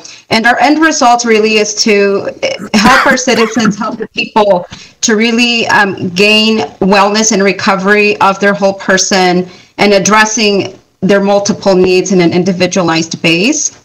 In regard to critical services, we provide a lot of different things. One of the highlights I would like to mention, so we're the provider for specialty court treatment here. That includes our medically assisted treatment program, also known as MAT, which focuses on the treatment of heroin and other opiates. So that's using behavioral, not just behavioral components, but because of what we know of research of what opiates does to the body, using medications such as Suboxone. And we have a medical person here that's trained in being able to do that, prescribe, and we monitor that. Also wraparound services, including co-occurring disorders, again, substance use, mental health, behavioral health issues, medication if needed, crisis intervention. We have peer support, and we also provide evidence-based programming with that, such as RAP, which stands for Wellness Recovery Action Plan, and then that's taught by a person in recovery for mental health. Basic skills training to adults and adolescents via group and or individual therapy. And it's also, I think, very important to note that we provide services both in English and Spanish. And these are also bicultural services, not just, the ability to speak the language, but bicultural in regard to the culture itself. And we also, with permission of the jail, conduct treatment and assessments in the local jail. So for example, many of our staff, we're going to be sending more staff getting trained in what's called Seeking Safety for Female or Seeking Strength for Males. And that's an evidence-based trauma specific program that we bring into the jails and that we also use here in the agency for our clients. So our proposed project is going to be really addressing individual needs tailored to the client and using evidence-based treatment to address these co-occurring conditions as well. And hopefully the result is and will be to assist them with gaining skills and hopefully for them to provide and maintain that long-term sobriety. And when I say evidence-based skills, just real quick too, there's things like cognitive behavioral therapy and dialectical behavior therapy. Other things such as illness management and recovery, integrated dual diagnosis treatment, seeking safety, like I mentioned, so cognitive focus, cognitive behavioral therapy. So some of these therapies that we provide to our clients. For item number 5, so there were 2 goals that were written in the grant here. And the number 1 goal was, again, to provide those evidence-based treatments to the citizens here of Carson City, and hopefully improve their quality of life. And for our objectives, really, we measure that through our assessments, treatment planning, monthly reviews, random drug testing. We do aftercare planning. And what's really neat is that a lot of, let's say, if a person is court-ordered or referred through another agency, many of our clients continue services as a self-referred client to continue working on some of their ongoing issues. A lot of our clients have chronic issues and or, let's say, maintained MAT services. They still continue with us for that, and we definitely encourage self-help relationships such as 12-step meetings, smart recovery, and things like that. And our other goal is just to assist them with obstacles. Part of the things we do here is a needs assessment. So from the very beginning, we address different domains such as housing, financial, education. And many times when we identify these areas, we can immediately start addressing them. So let's say a person's homeless, we can have them meet with the case manager pending their assessment, right? So they don't need to wait to have these assessments. We can actually connect them to services very quickly, maybe connect them to a peer that can support them and guide them through this process. So definitely these screenings are super important, and completing them in a timely manner. For this item, in regard to the critical need and positive impact, I think that we do such a great job in relation to that. And I wanted to add some of this information that was also added in our grant. So in relation to current situations as far as crime and just things that are going on through our city, Sheriff Furlong has stated that since COVID began, drug-related arrests have drastically increased in Carson City. So currently the data we received was that in 2020, there have been 401 drug or narcotic arrests in comparison to the and that's a typo, 200 or so arrests in 2019. So significantly higher. And that's not to mention increases in the numbers of DUIs, domestic violence, arrests, burglaries, robberies, and property crimes, where we find that most of the perpetrators are people that abuse substances. And also it's been noted that there seems to be a shift from heroin back to methamphetamine use, which again increases the risk for multiple drug use and dual diagnosis issues. The other thing I would like to share is we've definitely noticed, every year we notice an increase in substance use treatment. So for example, in relation to service hours, in 2018, there was a total of 45,213 service hours, and that rose to 60,627 in 2019, which brings the overall increase in service hours of 34%.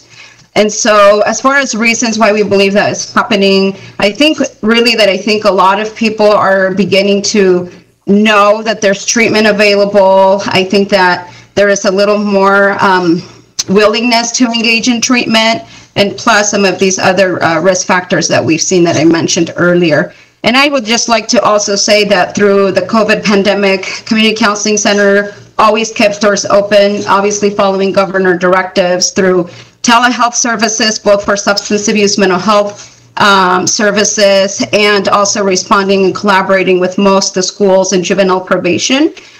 So being able to do that, and also in-person services specifically for individual sessions. So we are a current CSSG recipient. So to answer some of those requirements there, we were awarded $60,000, and that was to deliver evidence-based treatment to adults and adolescents for substance abuse. And those were used to pay the counselor 30 hours per week at the 4240 rate for 60 hours biweekly, benefits not included. There was an estimate about 180 individuals and families served specific to this grant. For us continuing to provide substance abuse groups and the additional service on the weekend is very crucial for our clients, especially early in recovery, providing Saturday support. And we also recently added 3 more groups, specifically Friday evening and Friday morning, just to kind of help fill in that gap. Our groups are full most of the time. 15 clients is the most that we have in a group or below that. And 90% of the clients attended engaged in self-help groups. So that's very meaningful, because that will help them maintain their support system. And due to the I guess one of the challenges we have due to the nature of the project is just, I think, transitioning periods between telehealth and back in person. And when a person is out, with COVID conditions, making sure we're in constant contact so that they don't use that as a reason to not come back, or just being able to address some of those issues. But aside from that, we've been able to meet the goals. CCC has been in the community for 30 years, and recently, last year, we became a certified community behavioral health clinic, which again allows us to provide these person-driven services to people in the community of all ages. And I thought it would also be very helpful. So out of our many clients, many of them share their positive experience, and I have some quotes that hopefully can help also, not just numbers. I think sometimes we focus a lot on numbers, but I wanted to provide the board with some qualitative information. So that is the title. I came up with the slide: human beings, survivors, people in recovery, or clients, or neighbors, citizens of Carson City. I think that addiction, people that suffer from addiction and mental health, many times are stigmatized, actually quite often. And so I wanted to share these quotes from actual clients. This is with their permission, and this is with them wanting their first name to be shared. So for example, Summer stated, CCC has given me skills and support through the most painful time of my life. In my groups and individual therapy, I have learned how to tackle problems pertaining to my addiction, trauma, and triggers. I no longer consider myself a victim. I am an empowered woman in charge of her life, and CCC has been the catalyst in affording me the option. Arthur, in relation to one of our trauma-focused groups, and I got the opportunity to work with him. He was very excited. This is a person who's been in prison many times, and this is what he shared. When I started the Seeking Strength class, I thought PTSD, trauma, only soldiers have PTSD. A couple weeks into the class, I realized this was not like any class I have ever taken before, and I knew nothing about PTSD. This class is amazing, makes you take a good, hard look at yourself and why we are the way we are. CCC hasn't changed my life. It's teaching me how to change my life. Ryan, this is a mother of 4 who received services through us, and this is what she said in regard to her family. If it wasn't for CCC, our family wouldn't have gone through reunification as fast as we have. We've had individual counseling for the 4 of us, marriage, family, and groups. We are forever grateful for all of you and helping our family take the steps to better our lives. We will continue with CCC for all of counseling needs. Thank you. Betty, I would like to thank CCC for all the support I have received through your agency in Carson City. It's wonderful that CCC offers bilingual services. My primary language is Spanish. Ms. Diana Mayoral is a great asset for the Hispanic community. She's not only bilingual, but bicultural as well. That makes it easier to understand some of the issues we patients may have. Talking about mental health is not easy in my culture, but Ms. Mayoral does it in a very professional way with empathy and big respect. Thank you, CCC and Diana Mayoral, for all for me and my family. Respectfully, Betty. And I'll end with Robin. She wrote a little longer one. This is her statement. Hi, my name is Robin. I am currently a client at CCC. CCC has made a world of difference in the recovery process for me. I have struggled with addiction most of my life. I have been to several treatment programs, including residential, which none of them were a success. The difference from my previous attempts at recovery and my life today in recovery, I believe, have to do with the multiple services offered at CCC. Not only do they help with substance abuse, CCC has helped me with my mental health issues by offering medication therapy and a wellness recovery action plan RAP group who was led by a peer. I engage in trauma therapy weekly to address many reasons that I have turned to substance abuse in the past. I have also participated in anger management program, a Seeking Safety Women's program, an IDDT group, Women's IOP intensive outpatient, and BST classes, basic skills training. Each one of these services have played a huge role in my recovery. I am running a strong program with the tools I have learned from CCC. Her clean date is November 10th, for her it's 2020. And I just wanted to present this information because I think it's important to humanize. The other presenters have shared, the importance of the board supporting us, and I think we all do a great work for the love of our community. And I just want to thank you for your time. And if any of you have any questions, I'll be happy to answer any of them. Thank you, Diana. To start, one of the comments in your presentation said that you served 180 individuals and families. Could you clarify, please? Is that 180 individuals who you also help their families, or is that 180 families, or is that 180 people, including the patients and their families? So it would be individual and their families. That was based on the numbers that were provided so we do quarterly reports in relation to the families we serve. And basically what I did is I added up all of those numbers that were submitted through our reviews, and that is the number that we have. So it's basically you would have the client, the primary client. So for some it's individual, and for others it could be and their family. Okay, thank you. And then do you have an estimate for what your Medicaid reimbursements will be for 2020? I do not. I am the clinical person here for CCC and was asked to present today for the board. I do not have that information on top of my head, but I'd be happy to get that if you would like. I'd speak to the administrator and get that information. I just don't have that. If you could, Diana, if you could reach out and get that information before this agenda item is over. Lori? Absolutely, sir.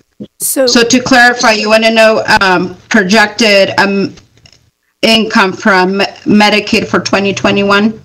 For 2020, the current year. Oh, for 2020, right, current year, gotcha. For this program. Okay. Lori, go ahead. Just so before you reach out quickly to that, excuse me, to that administrator, I'd like to hone in on the question a little more. You had requested $70,000 to fund the counselor. The committee is recommending $20,000. The objective to understand, are you able to bill Medicaid for that gap? That's what we're really interested in, because we want your service to continue. And we used to fund you $60,000 for 30 hours, and we want to make sure you're able to substantiate the Medicaid billing for that differential so the program can continue. Thank you. Thank you for that. All right. Thank you, Diana. Is Joyce Buckingham on the line? Did she get back on the line before we go to the next presenter? I am. Can you hear me? Yes, we can hear you. Go ahead. Wonderful. Okay. All right. Thank you all so much. Sorry about that. I had to get out and come back in. I don't know what happened. Hello, I'm Joyce Buckingham. I'm the director at Ronwood Family Resource Center. My request is for $54,120 for the operation of 3 critical service for our youth. So I wanted to tell you a little bit about that. First of all, yes, we have received CSSG funding for the last few years. We are looking at income for four of our programs. One is the Reach Up program. That program it provides mental health and behavioral health services to youth 13 to 17 years of age and their parents, and it's designed to identify, support, and counsel Carson City youth. Most of those referrals come from the Carson City School District and also come from juvenile probation. The next program is the Family Engagement Program. This program was instituted per request by Allie Bannister, Chief of Juvenile Probation, and her crew, and we provide case management, education, and guidance to youth on probation and their families to address the conditions of probation. The third program is supervised visitation for non-custodial parents. We were approached by Judge Wilson to provide confidential visitations for court-ordered non-custodial parents so that they can visit their children in a safe and controlled environment. And the fourth program is cooperative parenting during and after divorce. This one is also requested by the Carson City court system. We provide evidence-based parenting education designed to improve parent communication during and after divorce between co-parents for the sake of the children. In those particular programs, the Reach Up program, we have indicated that we were going to serve 250 individuals and provide 500 group sessions. For the last fiscal year, we served 671 individuals and provided 983 group sessions. For the Family Engagement Program, we indicated that we were going to serve at least 5 referrals from probation department over each month. And for the last fiscal year, we provided services for juvenile probation for 122 individuals. In the cooperative parenting program, we indicated that we were going to enroll 80 individuals that are court-ordered by the Carson City courts in this 3-week course, and instead we served 122 last fiscal year. And our co-parenting program, our supervised visitation program, we indicated that we would provide supervised visitations for non-custodial parents to 100% of court-ordered parents, and we have provided that service as well. The need for these underfunded youth services have continued to increase. Okay? As you can see by the numbers that we served last year, that we almost exceeded those 100% of our projected targeted amount of folks we were going to serve. For the first 4 months of this year, we have an 89% increase across the board. You know, is that due to COVID? Very possibly it is, but we are seeing an increase across the board in youth services of 30 to 35% over the last 5 years. In light of the COVID pandemic, we can now expect additional concerns that will affect youth and family functionality. Adverse experiences for our children have been exposed to prior to social isolation mandates. You know, their emotional and social learning is severely limited. This has been compounded by threats of job loss, food and housing insecurity, homelessness, transition to hybrid learning, and an increased risk for child maltreatment and domestic violence rates. These concerns predate the pandemic and have posed a great risk to family and community throughout past years.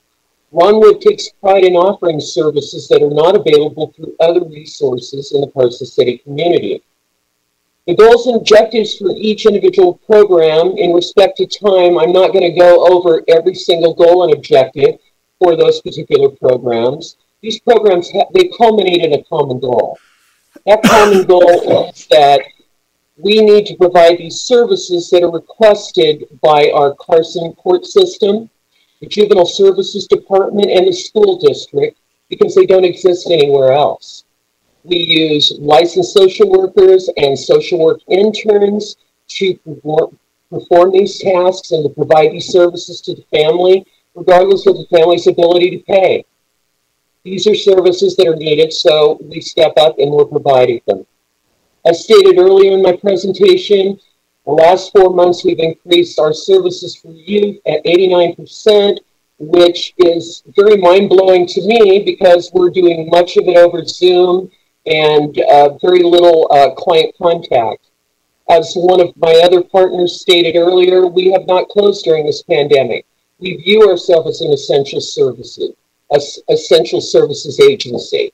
We feel where are people going to go if they can't come to their local family resource center for services, for housing, for utilities, for food, mental health services, behavioral health services.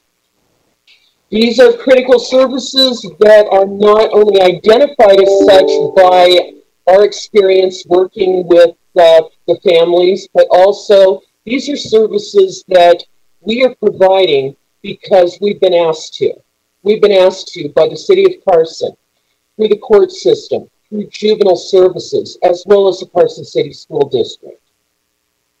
In doing so, we regularly step up. Okay, we were awarded in the last few months some Nevada Cares COVID funding. The Board of Supervisors asked us to provide these services without using any of this money for personnel or operating costs. We said we would do that. So to date, we've basically helped the community with housing, utilities, childcare, those types of services, and we have not gotten any kind of offset for our operating and personnel costs. So we're happy to do it. In fact, we have stepped our toe over the federal audit guidelines, so now we will also have to absorb an extra $15,000 in audit costs for this fiscal year. I guess I'd like to say that Ron Wood is that agency that does not want to duplicate services. They're that agency that wants to complement the services of our valuable partners. We work very closely together, and we want to make sure that what we are providing are viewed as valuable services and needed services, not just during the pandemic, but hereafter.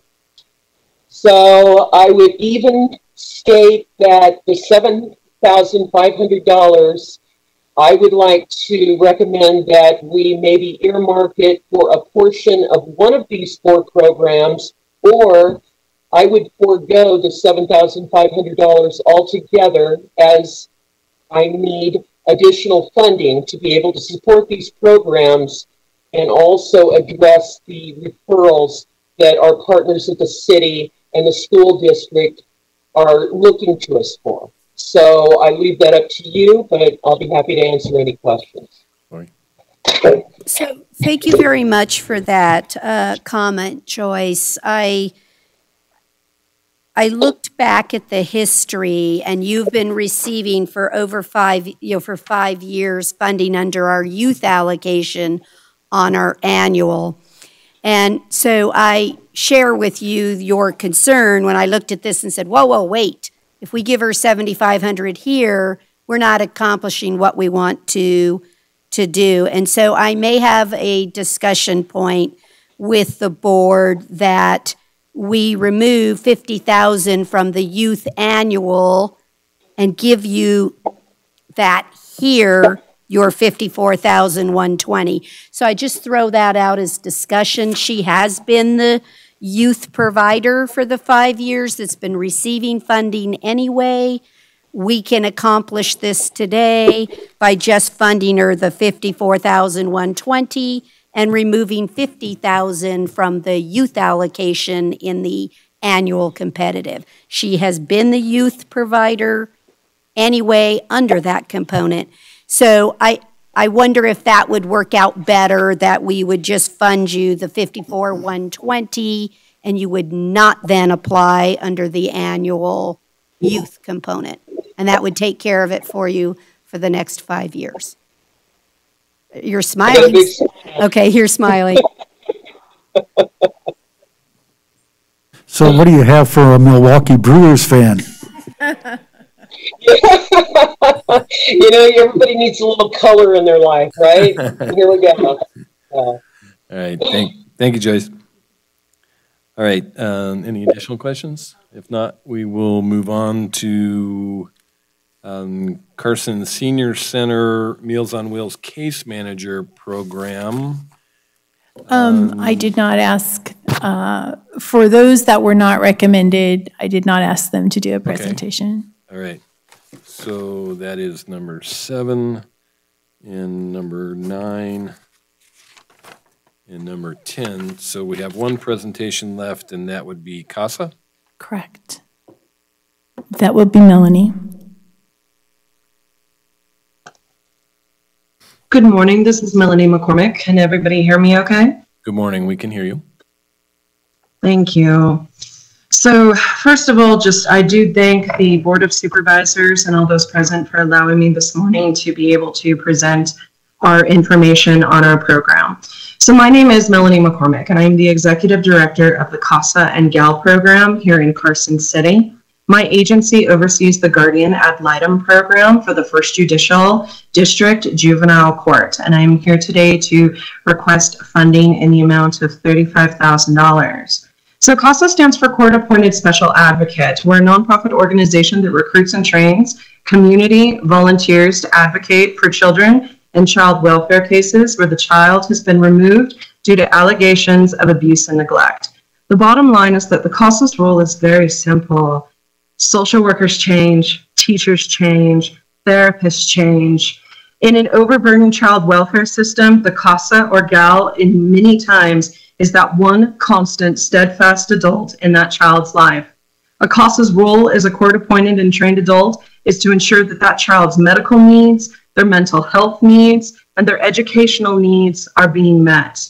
CASAs meet with every professional that is involved in that child's life, their family members, their friends, and by taking all of that information, they formulate an independent recommendation that is submitted in a court report to our juvenile court judge. As that child navigates child welfare, the child welfare system, the CASA is that constant adult that is there meeting with that child, speaking with them, and advocating for their needs. When a child is in need of protection, a petition is filed with the juvenile court that summarizes the allegations against that parent under NRS code 432B 500. And in the state of Nevada, this describes in detail the appointment of that guardian ad litem, of the CASA. And ultimately, that individual needs to be a community volunteer. It cannot be a parent or a person that is responsible for the child's welfare. It cannot be the attorney appointed to represent the child pursuant to NRS 432B 420. So a guardian ad litem is there, again, to represent and protect the child's best interests until excused by the court. So if that child comes into care when they are 2 minutes old and they are not either reunified with their family or even, let's say, adopted by the time they are 16, that CASA could be the one constant professional that has been there advocating for that child's needs. Our CASAs thoroughly research and ascertain the relevant facts of each case to which we are appointed. We meet with that child wherever that child is placed. And currently, because of the lack of resources in Nevada, we have children that have been placed in Colorado, Utah, Tennessee, and West Virginia. And many of our CASAs have been able to travel to those locales so they could speak with the service providers where those children are placed and making sure that they report that information back to our judge so we can make informed and educated decisions about the needs of those children. We participate in the development and negotiation of any plans and orders regarding that child, and we also appear at all court proceedings for the child to whom we are appointed or that sibling group. At this time, our agency currently has 47 CASA volunteers representing 96 children, and this is per November 30th, 2020. We have 55 girls in care, 41 boys. We have a total of 36 children that are just in the 0 to 3 age range. And we have almost 20 youth that are over 14 years of age that face the threat of aging out of foster care with no supports. Currently, we have 61 children that are Caucasian, 16 children that are African American, and 19 children that are Hispanic. Many of our children that are coming into care are coming from homes where mental illness abounds. We have incarcerated parents. We have domestic violence in the home, substance abuse, divorce. The children that come into care currently in child welfare have suffered physical abuse, sexual abuse, neglect in the home. We're seeing a rise in the past year of cases that have involved hoarding and homes that are unsanitary and unsafe for children, especially those that are 5 years of age and under. And so our CASAs are representing these children. Now, the flip side of all of this is that our volunteers are exactly that. I have retirees. I have those who maybe just graduated from high school, single parents. I have those that are working full time. But the one thing that is normal all across the board for all of us is that we are not social workers and we are not attorneys. We're volunteers who are putting forth our time, our effort, and our dedication and making sure that these children do not get lost in the child welfare system. Currently, right now, our CASA organization has been a 5-year awardee, and we have been very appreciative in the fact that over the past 5 years, we've been able to grow our organization.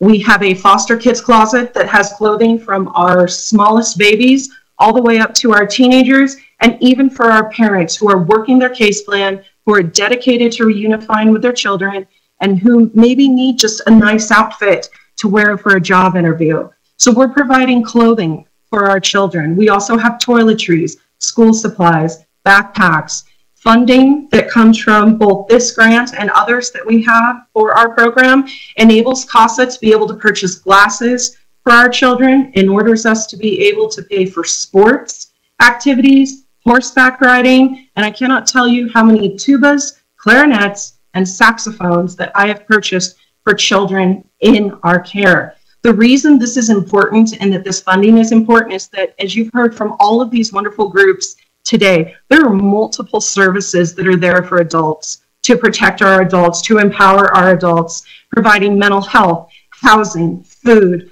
medical needs. But what about our children? Our children many times are at the bottom of the barrel and are unable to adequately state what it is that they need. They did not choose to be removed from their homes. They did not choose to be removed from their parents. And so this is why the CASA program, the GAL program, is so vital in that we are able to go to these children. We are able to meet with them. We are able to interact with them, their teachers, their therapists, any service provider that is working with that child, we can speak with, and we can get that idea of those needs, being able to identify that child's needs so we can relay that to our judge. Now, right now, what we are hoping to do with our program is to grow it. I am the only full-time staff member as the director, and I train and recruit, I educate the community. I am out there fighting for grants on the yearly. We would like to increase our volunteer base to 80 individuals. I need to at least have a minimum of 65 to 75 volunteers because let's face it, child welfare is not pretty. You burn out. The average time for a social worker in child welfare is 18 months. 18 months before they burn out. The average time in Carson City for a child to be in care is 23 months. So right now, we are looking at growing our volunteer base. We're working with the Community Improvement Council, the Court Improvement Project. We're always working on being able to focus and we'll shift our focus rather to new laws and guidelines that are coming from the National Council of Juvenile and Family Court Judges. We need to be able to provide ongoing education for trauma-informed care, suicide prevention, cultural sensitivity, and awareness of LGBTQ trends. We're constantly collaborating with other agencies in our area, making sure that we can bring that comprehensive training to our CASAs in order to educate and empower them. Because again, these are volunteers. And as we are well aware of, there are limited resources here in Northern Nevada and across our state as a whole. the advantage that my program has is that with our CASAs being there, interacting with children, interacting with family members, we can recognize those needs. And so if we have that understanding of substance abuse, mental health, suicidal ideation, we will be able to correctly and accurately state, this is what has to happen. This is how we can bring this child and these parents back together. As far as our numbers, one of the things that we've been seeing is that we have recently implemented a new program called Optima through Evento Solutions. It is being paid for by the Court Improvement Program through the Administrative Office of the Courts. And what this new program is doing is it's enabling us to be able to keep track of our demographics. Not only do we have boys, girls, are they African American, Hispanic, but also enabling us to be able to track, have these children been removed due to neglect, drug abuse, what type of drug abuse, caretaker inability to cope, physical abuse, housing, parent incarceration, etc. And so with our new program, one of the fascinating things we've been able to look at is also generational substance abuse, generational incarceration, and being able to see how our families, from the time they were children themselves, and now they're adults and they're having children, and those children are coming back into the system. And so we're really excited to be able to release this so we can start requesting funding from the federal government and through National CASA so we can empower our program. Our numbers currently in the past 5 years, from 2015, we have served, CASAs have served 618 children. And so right now, excuse me, my voice keeps getting a little dry here. One of the biggest things that we also are looking at with our CASAs, and that's very important, is that besides the fact that we are trying to reunify children with their families, we're also trying to make sure that sometimes parents, especially if they are third-generation substance abuse users, they may need more time to become clean, sober, and strong, and to be a healthy adult in that child's life. And so we're seeing a huge uptick in grandparents and family members that are having to adopt children because we are unable to reunify that child and their parents.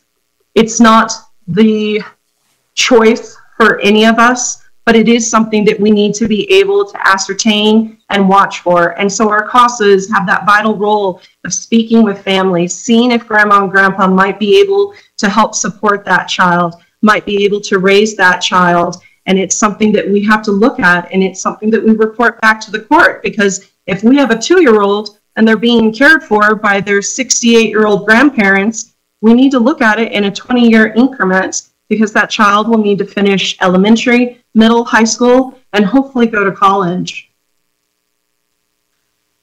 Right now, our funding, other aspects of funding that we have so we can maintain our organization, as we have been in effect in the Carson City area since 1986. We do have secured funding through the First Judicial District Court. We have a development grant from National CASA. We utilize the IOLTA grant, and also we have donations regularly, annually from Harley-Davidson Financial. Over the past 3 years, I've been working anytime that we have that extra funding and placing that into an investment fund through Waddell & Reed and Ameriprise. And that is our rainy day fund, because as we know, nonprofit, it's not consistent. And I know that there will be budget cuts. And so I want to make sure that no matter what, we will be able to continue providing services and needs for our children so they can remember that they are children. And so my final wrap up, and I thank you so much for letting me talk, is that from July 1st through September 30th of this year, we had 4 CASAs who were able to complete training and were appointed to cases. 6 volunteers are signed up for the next training. 33 CASAs have received continuing education. We've attended 85 hearings at the juvenile court, 5 hearings at the district court, 8 mediations, 19 children, child and family team meetings at the Division of Child and Family Services. We currently have those 96 children in child welfare cases. And during the time frame of July 1st to September 30th, we had 11 child welfare cases close.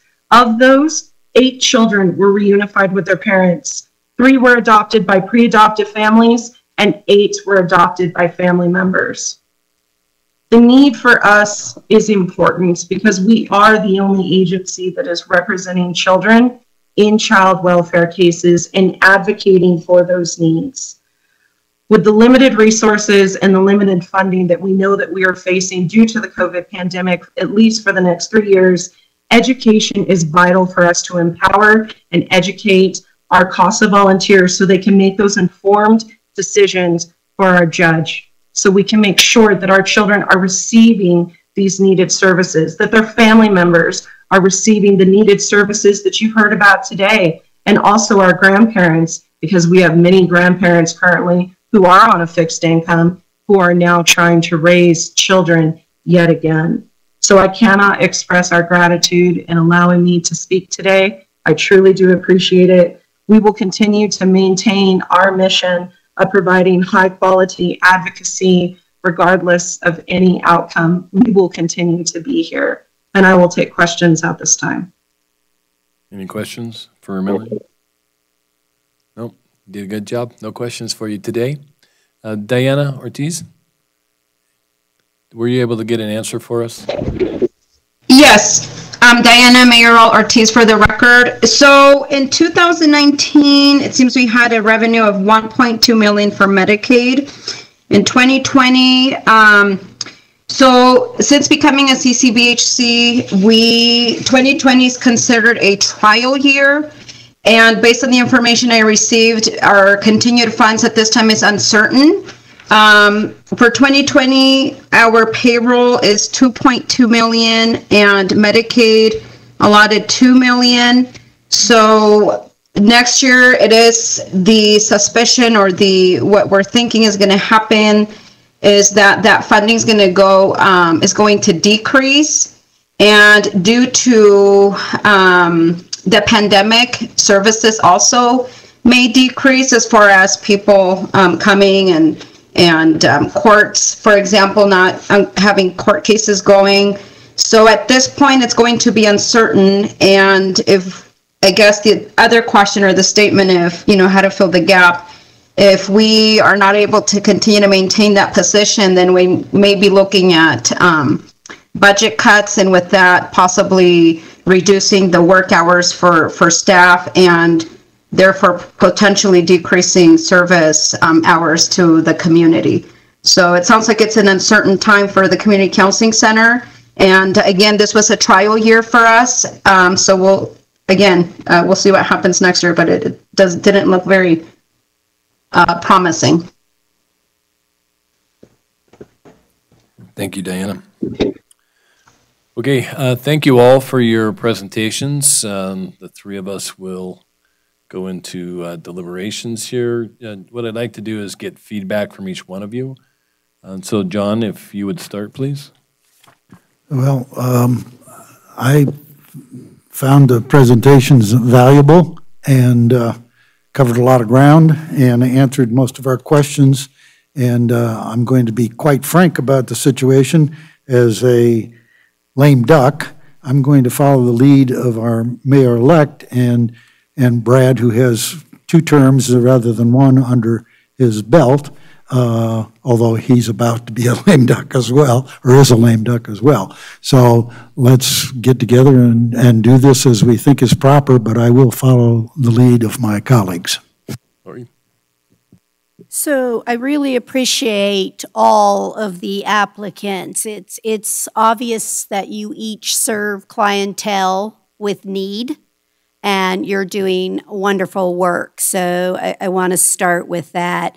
When I look over this list, a few things come to my mind on the 5-year program versus an annual program. So I kind of throw out as an idea for us to consider, the 3 of us, looking at the funding that was recommended. I do see a few options for changes. So the Northern Nevada Dream Center is a new program for us. She has started this door-to-door activity recently because I think they're, again, noticing a need in the community, and they're doing just what she said, filling gaps when they find them. However, I really believe that should move to the annual funding because I have insufficient knowledge base there to award her a 5-year. On the Ron Wood family, the youth services, I really think we should remove $50,000 from the annual youth, move it over here, and grant them the $54,120. I also think that CASA is a required statutory compliance area that, again, the city must have these youth services. And so if I do my math well with what I'm suggesting, we would then fund them at the $35,000 that they requested. I think we can go ahead and leave the community counseling at the $20,000 because I think their Medicaid probably will come in. It may not, but I would like to suggest that if they get further knowledge next year that something doesn't work and they are going to have to reduce a counselor, they can come back and talk to us. But at this time, I think with their Medicaid funding, that they'll be able to potentially maintain that staff. So looking at this, I come up with $163,120 by moving the $50,000 over from the youth and increasing CASA to $35,000 and then suggesting that the Dream Center move over in your January or February application process. Those are just my thoughts. Did I get it right, Brad? That's pretty good. That's almost identical to what I came up with. The only difference between what you just detailed and where I was at was I was going to suggest funding CASA at $30,000 and increasing the other $5,000 to CCCC. However, I can go along with your recommendations. So, would you like to make a motion on that then, please? And please, again, Susan, recognize we're liking your program and assuming you'll be applying under the annual. Can you also include a staff directive at the end of your motion to go back to staff to make a policy change for the 3 years? Okay. Yep. I have that on my mind. And Okay. to weigh in from my perspective, that sounds good to me. You guys are really, and I listened very carefully, and that sounds like it works. And since you're going to have to live with it, we'll let you go that direction. Well, and I want to say something else too and appreciate Brad. We have, I think Brad and I have been working on these types of applications and the grant processes over the last 5 years, and I've really enjoyed working together as a team to try and make it better for all the applicants out there, but for the community that we serve. So I think we're really getting closer when we make this next slight tweak to the 3-year funding. So I would say the same 5 years now we've been working on this. We obviously did not provide adequate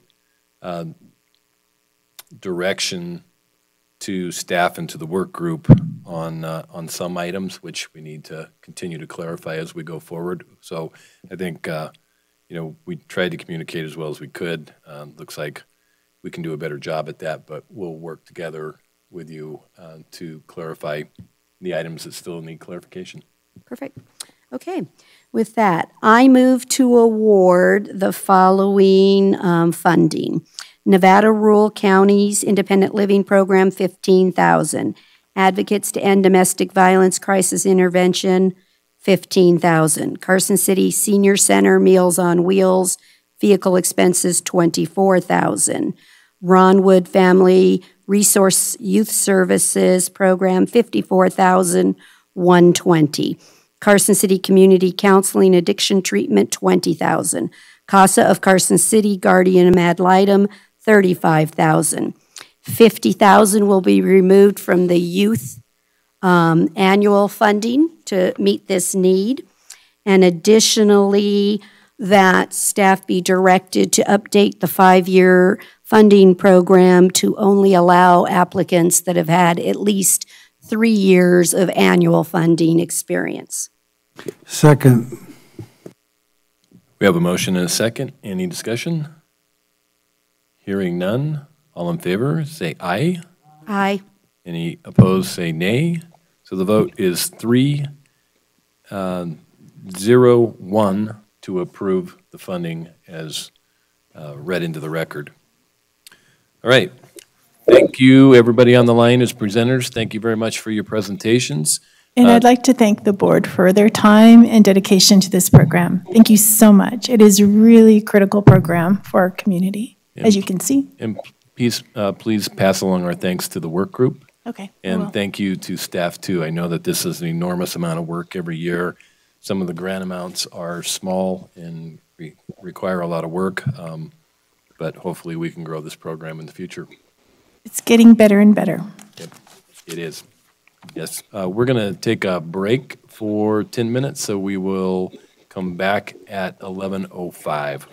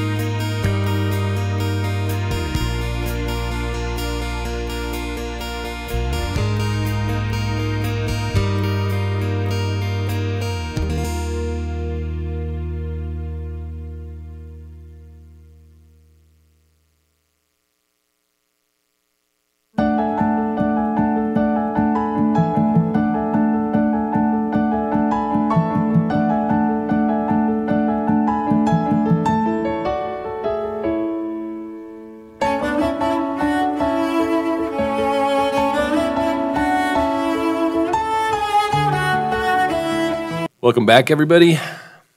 We are now on agenda item 14A for possible action, discussion and possible action regarding a determination that LP Insurance Services, Inc. is the lowest responsive and responsible bidder pursuant to NRS Chapter 332, and whether to award contract 203-00070 for insurance brokerage and consulting services to LP Insurance Services, Inc. for a not-to-exceed annual amount of $35,000 through December 31st, 2025, for a total contract amount of $175,000 to be funded from the Group Medical Insurance Professional Services account. Jackie, are you on the? Oh, you are on the line. Make sure that you're unmuted and take it away.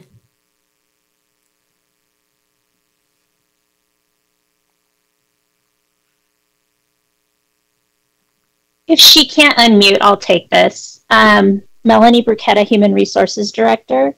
Good morning, So Melanie. this is, good morning. We went out to bid our professional service of broker services, and this is requesting that we basically renew our contract with LP for 5 years. They were the lowest responsive and responsible bidder. They have most of the market for local governments in Northern Nevada. That was one of the biggest selling points for us. And if you recall last year, through their marketing and collaboration with HR, we were able to save $850,000 over what was budgeted for insurance purposes. Are there any questions from any of the board members for Melanie? Go ahead. Yeah, I don't have a question for Melanie. I just a comment for Carol and just a request in the future on non-public works agreements. It seems like on public works agreements, we get a scoring recap and a scoring sheet, and on non-public works related things, we don't. I was able to get that thanks to Mel and Jackie, and was able to read their scoring sheets and the proposals. And after I got that, was very impressed with LP, even more so than just reading the staff report. So, Carol, I just ask in the future that those be included in contracts like this that are non-public works related, where we do get a summary of all the bidders. That was it. Yeah, I think that's a good comment. It's very helpful for us to see the comparison. Any other questions? None? All right, then would somebody like to make a motion, please? Sure. I move to approve contract number 203-00070. We have a motion and a second. Any further discussion? Seeing none, all in favor say aye. Any opposed say nay. The vote is 4-0 to approve. We're now on agenda item 14B for possible action. Discussion and possible action regarding the purchase of 32 vehicles for several departments throughout the city, utilizing the state of Nevada competitive bid list and cooperative purchasing agreements through Sourcewell and HGAC buy for a total not to exceed amount of $2,594,450.39. Carol, are you taking this, or is Rich? Actually, we do have Lucia if there's any specific questions regarding to the vehicles. Do you want to give us a short synopsis of what we're looking at here, and then we'll go to any questions? Sure. You want me to take that? Sure, Carol. Thank you. Okay. Carol Akers, Purchasing and Contracts Administrator. And this is just our first annual request for vehicles that are needed throughout the city. Again, this is part of the annual capital improvement vehicle replacement program. There's also 2 that are being funded through a grant for the fuels reduction, and then there is a donation for the sheriff's office through the K-9 department. That's about it. I mean, there's 32 vehicles that they do range anywhere from about $26,000. The biggest expense is for fire for a pumper truck, and that one is almost $685,000. So I know $2.5 million does seem like a big request every year. But again, it's 32 different types of vehicles throughout the city. Thank you, Carol. Any questions for Carol on this item? I don't know whether it's for Carol or yeah, and I couldn't find it anywhere in the background. I'm just curious for the public's edification, how many vehicles are in our fleet? I mean, this isn't really a huge amount of vehicles, is it? You want to take that, Carol? Supervisor, I'll take that one. This is Lucia Maloney, Transportation Manager. We have about 585 pieces of vehicles and pieces of equipment that our fleet supervises. So this is less than 10% of our fleet. Thank you. Go ahead, Lori. I just wanted to comment and say thank you very much. Last year, I asked for a tracking spreadsheet budget against vehicles and all of that. So I just want to commend you and saying this spreadsheet's really great. And thank you for fulfilling my request. I would also remind the public that on our vehicle replacement program, our goal is to replace vehicles every 7 to 10 years, and we try to budget to replace a certain percentage of the fleet every year so that we don't create what's called a bubble, where we would need to expend more money than we would have in a given year by not replacing a certain percentage every year. So this is part of that program, and it is budgeted for. So this seems to be in line with how we've directed staff to approach these purchases. Any final questions from anybody? If not, then I would entertain a motion. Okay. I move to approve the purchases as presented. We have a motion and a second. Any discussion? Hearing none. All in favor say aye. Any opposed say nay. Vote is 4-0 to approve. Thank you, Lucia. We're now on agenda item 15C.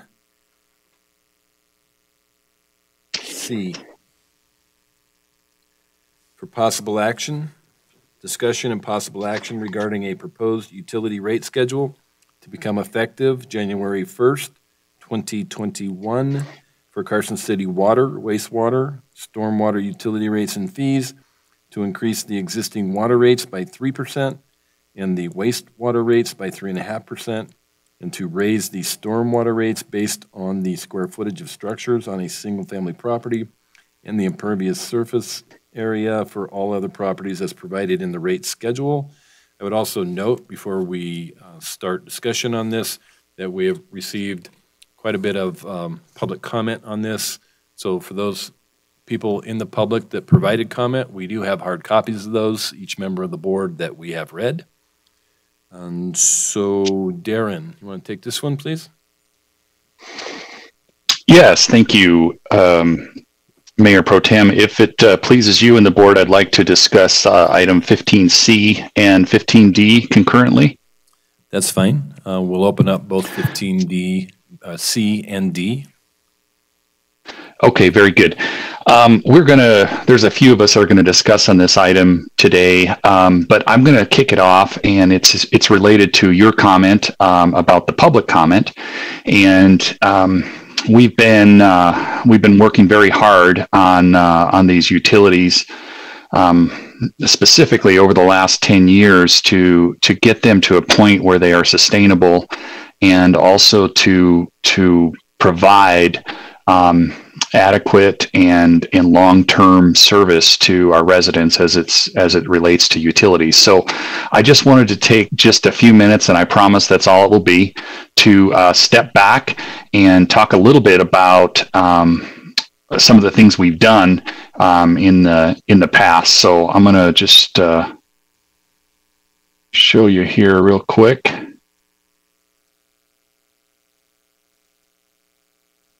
That didn't quite work here. I want to share my screen, and I've got a very do you see a presentation there? Yes, it's on the screen.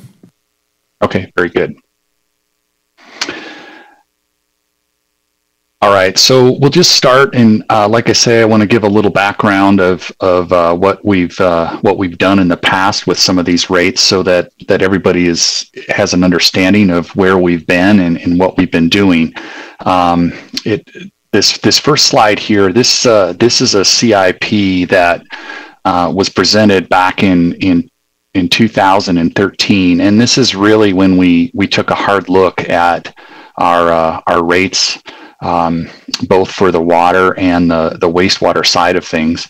And at that time, what we were trying to accomplish was to, on the water line side of things, we were trying to make a fund and a utility that was sustainable, such that we would provide water to our customers now, but also with a look to the future, so that not only as there would be some growth, but also as we have a fluctuation in water sources, depending on what weather does, we get some of our water from the surface and some of our water from underground. So we were really trying to grab something that would help our overall distribution be sustainable. And the thing that we settled on was a connection to the counties to the south of us. So the big project that we undertook as part of the 2013 rates, which was a substantial increase in rates, was to build an intertie, which allowed us to bring water from the town of Minden, who had excess water rights, to bring that water through Douglas County and up into the south of Carson, and then to deliver it through Carson City, all the way up, kind of halfway up to the 5th Street area. And then ultimately, we took that water all the way to the west side and tied it into our Quill water treatment plant, which is on the west side of Carson City. In doing that, it allowed us to we can now serve from the Quill side. We can serve water all over the city. And this water, not only did it provide additional water, but the quality of that water was such that it would allow us to blend it with our current sources. We have some sources that are a little bit high in uranium, and so by blending it with this water, it allowed us to use it, our existing source, without having to treat it. And also some water that is a little high in arsenic, and again, blending with this water brought the total down to where it was usable. So this project, as we looked for other alternatives, why this project stood out is it not only gained us additional water, but it allowed us to improve on the quality of water that we already had. So that's if you look at where the money was spent on water back in 2013 for that, the lion's share of it was put in constructing that and the bonds that we sold to help pay for that. There was also a very conscious decision made at that point that we would start reinvestment funding, which just as things age, as assets age, this was a program that we would start putting money back into our infrastructure and replace not wait for the old pipes and pumps to fail, but that we would start a better O&M program such that we would replace those before they fail, and we have an all-out disaster and we spend more money trying to fix them after they fail. So that was a conscious decision that was made then, and our rates reflect that, and we've been working that program forward since this went into place. This next slide here is a little bit more in the wastewater. It's spread out. I don't expect you to read every item, but the summation of this is we determined that at that point we needed to really invest in our facilities wastewater wise. And the first one that we went after was our treatment facility, our wastewater treatment plant, which is located out here on the east side of town off of 5th Street. And so the summation of what we did there was approximately a $40 million project to completely go in and rebuild and upfit that facility. It hadn't been touched in decades. We were using technology to treat water that had been built and it was only supposed to last a couple of years, and we had been using that same method for 40 years later.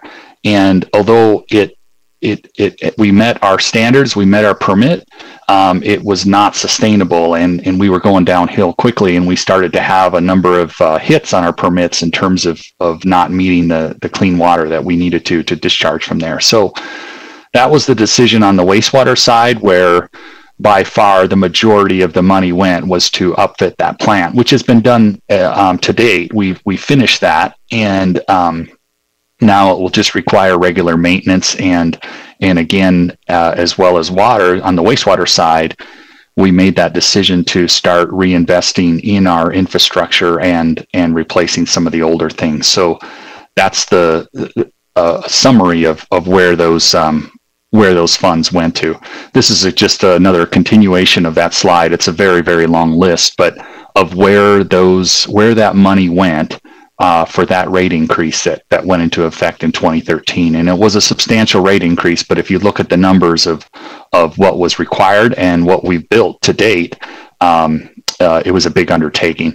It should be noted that these funds, all the money any revenue that goes into the water fund or the wastewater fund, it stays there, and it is only spent on water, or it is only spent on wastewater.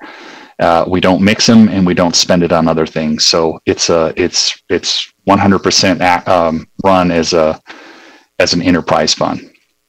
So then if we just look at where we are today and what we've been proposing, this is just a quick recap of some of the things that we're this current rate as it's related to water and wastewater, what we're trying to do, and it's an increase, but it's a modest increase. We're not looking at big overhauls of the system like we had to do last time.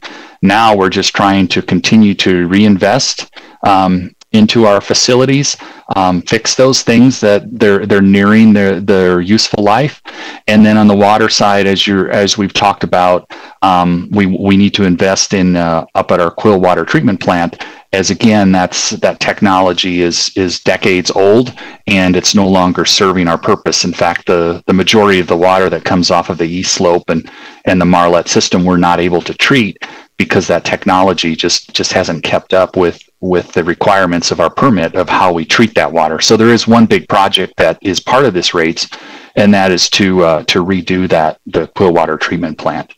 And then again, it's just reinvesting in our infrastructure, staying on top of it, staying on top of maintenance. And the idea is to fix some of these pipes that are, we still have pipes in the ground. We've fixed a lot of them, but we still have pipes in the ground that are 80 years old or older. So that's the goal there. On the wastewater side, quick slide here of what we're looking to do there. It's very similar to water, but again, it's a modest increase, and the goal here is to keep us going with that reinvestment plan of reinvestment into our infrastructure.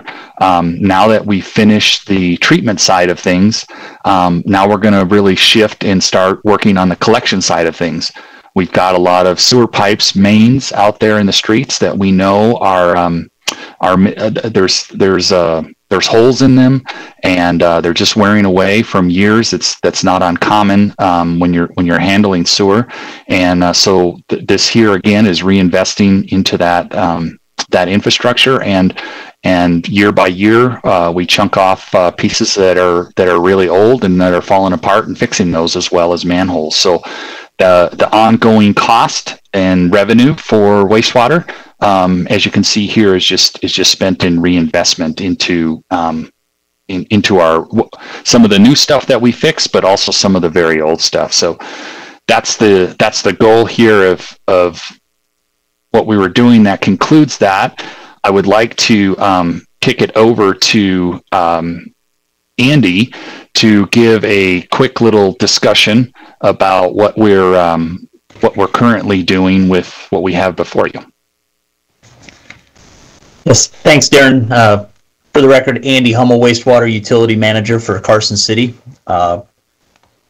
These two items today, it's the utility rate schedule and second reading of the ordinance revisions to Title 12. These ordinance revisions are the culmination of a lengthy process that began in February of 2019 when Far West was awarded the contract by the city to do an update of the water and wastewater user rates and an evaluation and update of the stormwater rate structure and rates to improve equity among the user classes. Process included development of at least 6 stormwater rate structures, trying to find that equity. We had numerous meetings to vet that with the Utility Finance Oversight Committee and a public meeting, presentations of recommendations for the water and wastewater user rates were made to the Board of Supervisors on March 5th, 2020, with approval granted to proceed with updating the rates. And then on August 6, 2020, we repeated that process for the stormwater with approval again given to proceed. That kicked off our 30-day business impact statement process. And then in the interim, an additional presentation was made on November 5th, 2020 to the Board of Supervisors for inclusion of a tiered single-family residential stormwater rate to improve the equity some more, and usage of a utility rate schedule. The business impact statement review and first reading of the ordinance revisions to affect these changes was held on November 19th, 2020 by the Board of Supervisors. This is the second reading of the ordinance. As to the utility rate schedule, it's included in your packets. It's a 7-page document establishing the water, wastewater, and stormwater rate schedules outside of Carson City Municipal Code. The basis of the document is applicable language, charts, and tables that were taken from Title 12. And they also include the 3% user rate increases for water and 3.5% for wastewater on January 1st, 2021, and then July 1st of 2021, 2022, 2023, and 2024. And it also includes the restructuring of our stormwater rate structure and increases on January 1st of 2021, 2022, 2023, and 2024. Again, the single-family residential will be based on the structure size, and the non-single-family residential, so all the commercial, manufacturing, basically anything that's not the single-family residential class, will be based on grouped impervious area. Generally, the rate was designed to result in a 64% revenue increase over that implementation period that will support stormwater capital improvement projects and an operations maintenance component, which would include both smaller maintenance projects and some staff to support them, which there currently is no funding for. That concludes my portion. I believe the DA's office was wanting to chime in on the clarifications that were made to the ordinance between the first and second reading. Todd? And this is Todd Reese, Deputy DA for the record. There were a few... Todd, can I ask you to pull the mic closer to you? Certainly, thank you. This is Todd Reese, Deputy DA for the record. There are a few edits to the language of the utility rate schedule and to the ordinance. In section 4.0A of the rate schedule, it's on the last page of the rate schedule for the stormwater utility. The chart is entitled single-family portion of the chart is entitled Single-Family Residential by Residence Square Footage, and the proposed edit was to change that to Single-Family Residential by Structure Square Footage. For the ordinance, in section XI of the ordinance, section 11, proposed section 12.17.025 of the Carson City Municipal Code. In subsection 1, the language currently reads, the square footage of a residence on a single-family property must be based on the records of the Carson City assessor that establish the square footage of the structures on the property, if any. And the edits are to change residence to structure and to delete the last 5 words so that the provision would read, the square footage of a structure on a single-family property must be based on the records of the Carson City assessor that establish the square footage of the structure, period. And just a final comment on section XV of the ordinance, section 15, CCMC section 12.17.020, subsection 1. It reads, for a single-family property, the square footage of any structure located on the property. For clarification, that phrase would include a single structure that's located on the property or multiple structures, or the square footage of multiple structures that are located on the property. And that was the extent of the edits and the suggested changes. Thank you, Todd. Anybody else that's part of the presentation? If not, then I have a couple of questions that I would like to have addressed that came in as part of the public comments. So whichever one of you wants to jump in to answer these, feel free. First question is, do we address operating expenses first before we raise rates?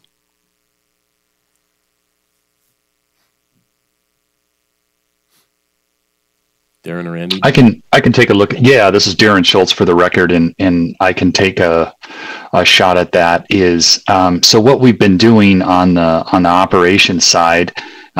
We've had some discussions about this, but what we've been attempting to do is look for ways to bring down the operational cost, and we're fairly stuck with the with the salaries and benefits side of things, but can we work smarter?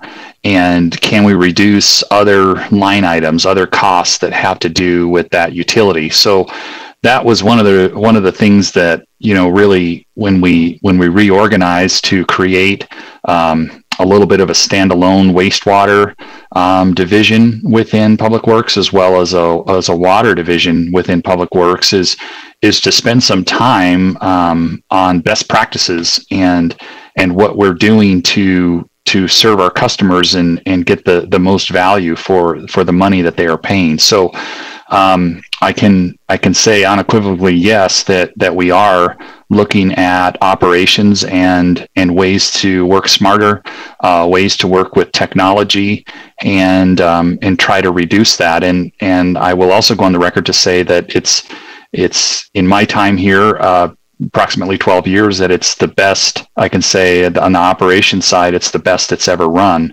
in terms of function and getting things done for the most limited cost.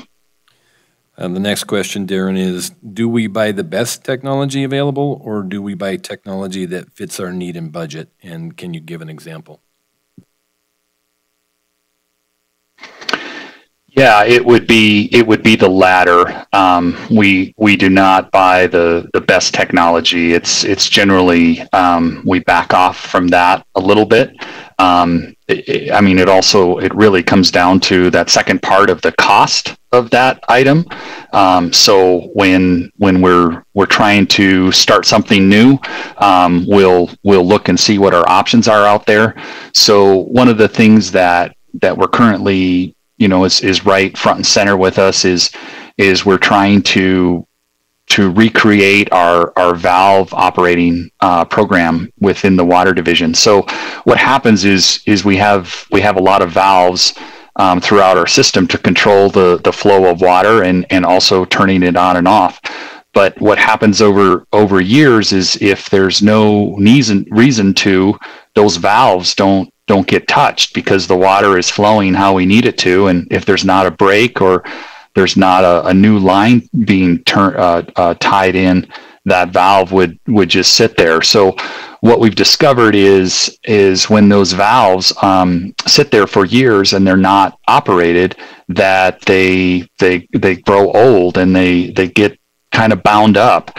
And so what the water division is working on is a program to exercise those valves, not because we need to we need to shut the water off because there was an emergency, but just to keep those up and running. So they're exploring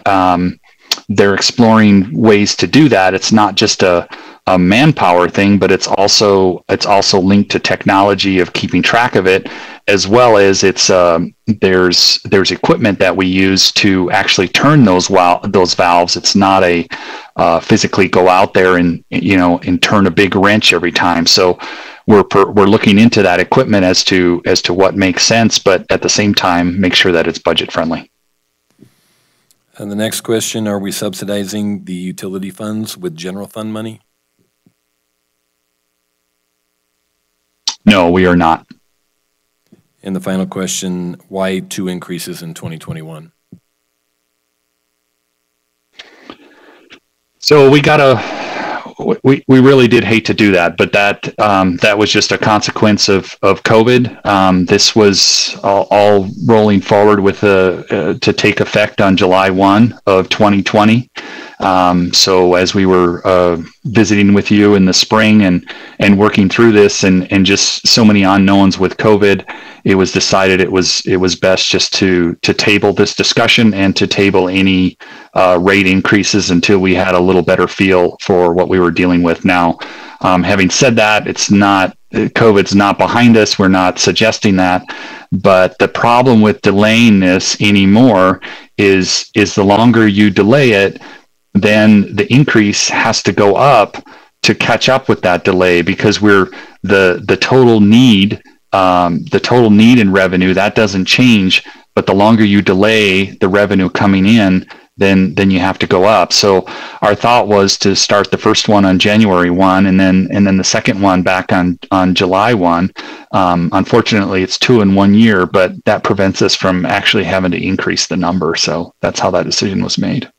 I do have one other question for you too. This is not from public comment. This is from me.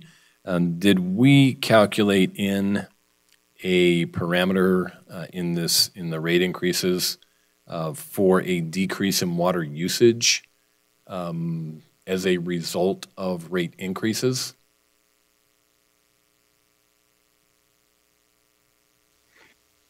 Yeah, we talked about that quite a bit with our consultant and did some looking around to what other agencies were doing, and there is a way.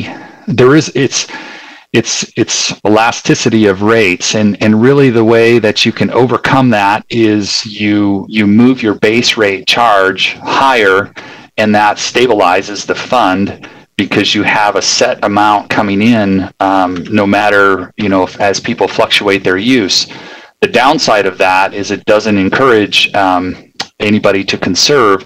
And so it's kind of a difficult thing and a mixed message in terms of we want people to conserve, but if they're going to get charged a high flat rate anyway, then what's the use? And you kind of balance that. So our consultant looked at the way our rates are set up and felt comfortable that the level of our base charge for water is appropriate to where you have both ends of the spectrum, that you're getting enough base there, but you also allow people to fluctuate their use, and it doesn't sink the fund.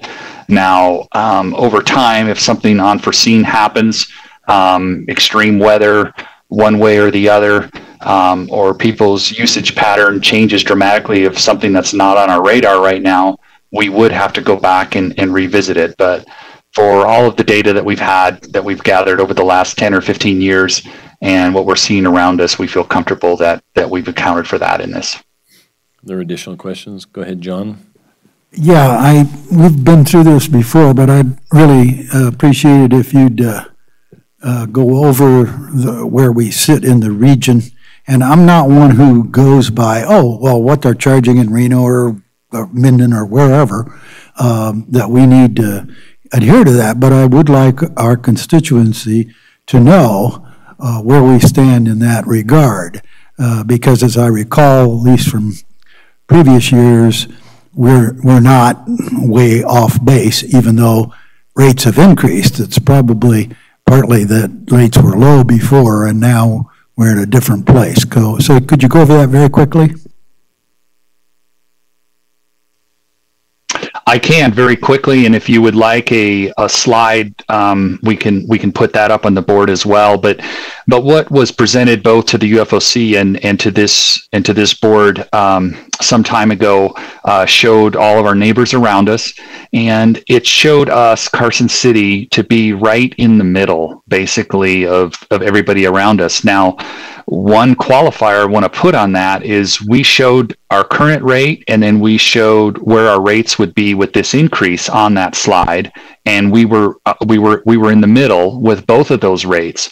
But some of those entities that were below us, we were aware that they were currently going through a rate study and a suggested rate increase sizable compared to what we were offering up. So I would venture to say that in the next 12 months, if we redid that slide, my thought is that we would be closer into the maybe in the 1/3, the lower 1/3, and less above that in terms of people around us. Thank you. Lori or Stacy, any questions? Go ahead. At the, well, first off, let me say I know, like the rest of the board, we all got quite a few comments from some of the businesses in this community. In fact, some long-established, well-run businesses in this community. And some of the things that have changed since the last board meeting and this board meeting is the reduction by the governor in occupancy for particularly restaurants and some commercial entities.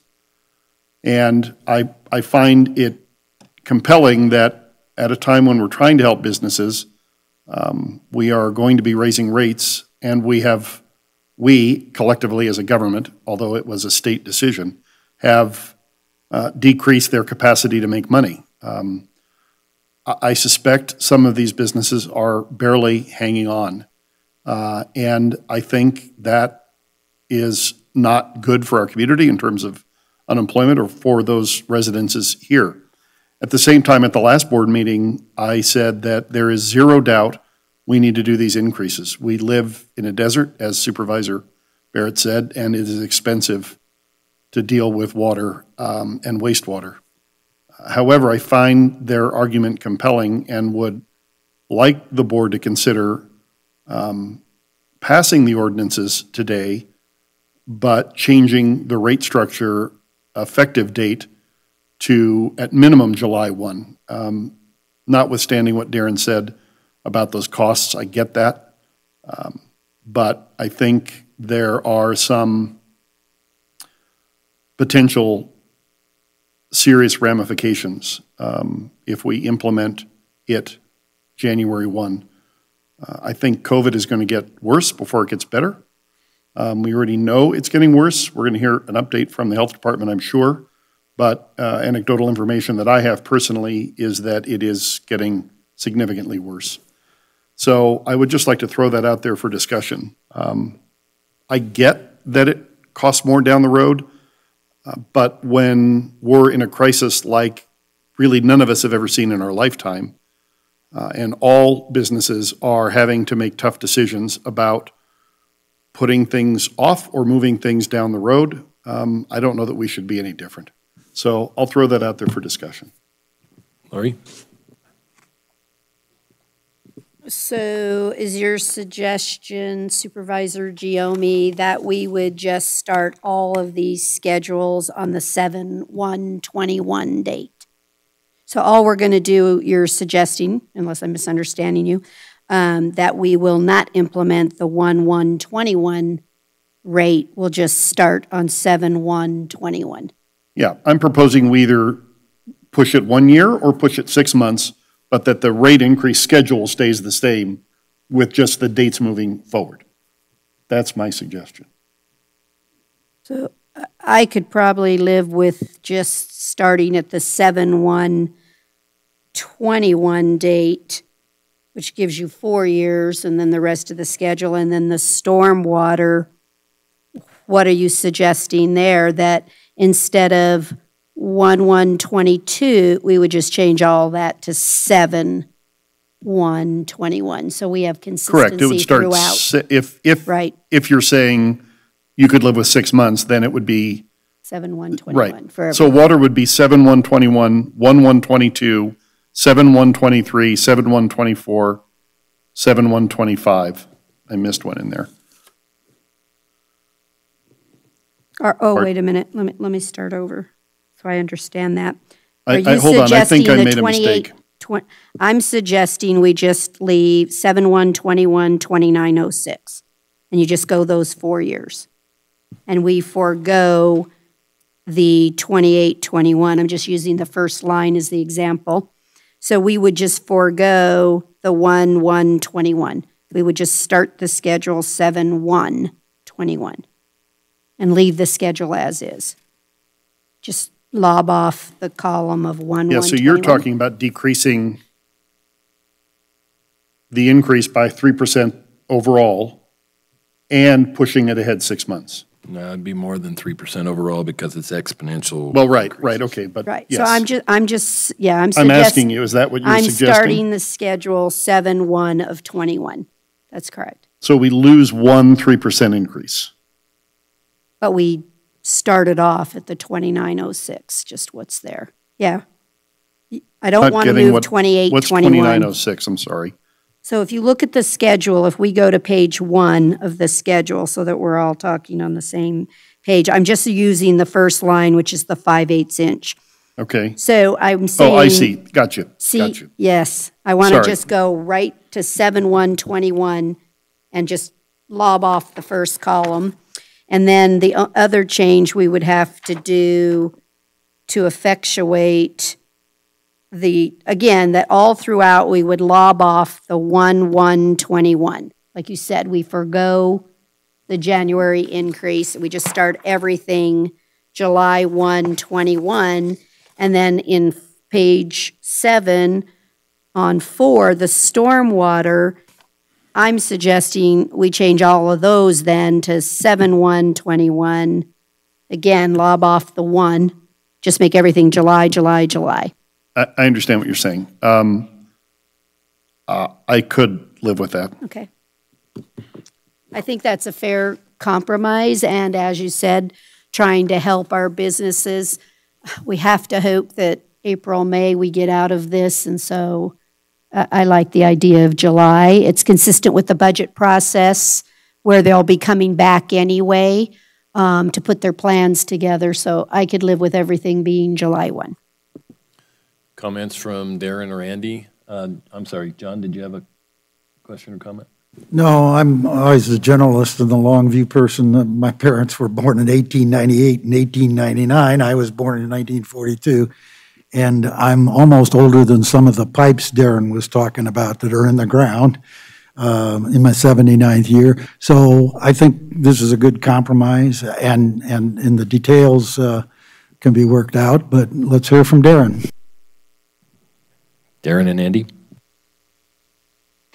Yeah, thank you. It started Supervisor Giomi's comment, and that is not at all lost on us. So I can appreciate and fully get behind the discussion point of what we're trying to do here and balance that with what we have around us.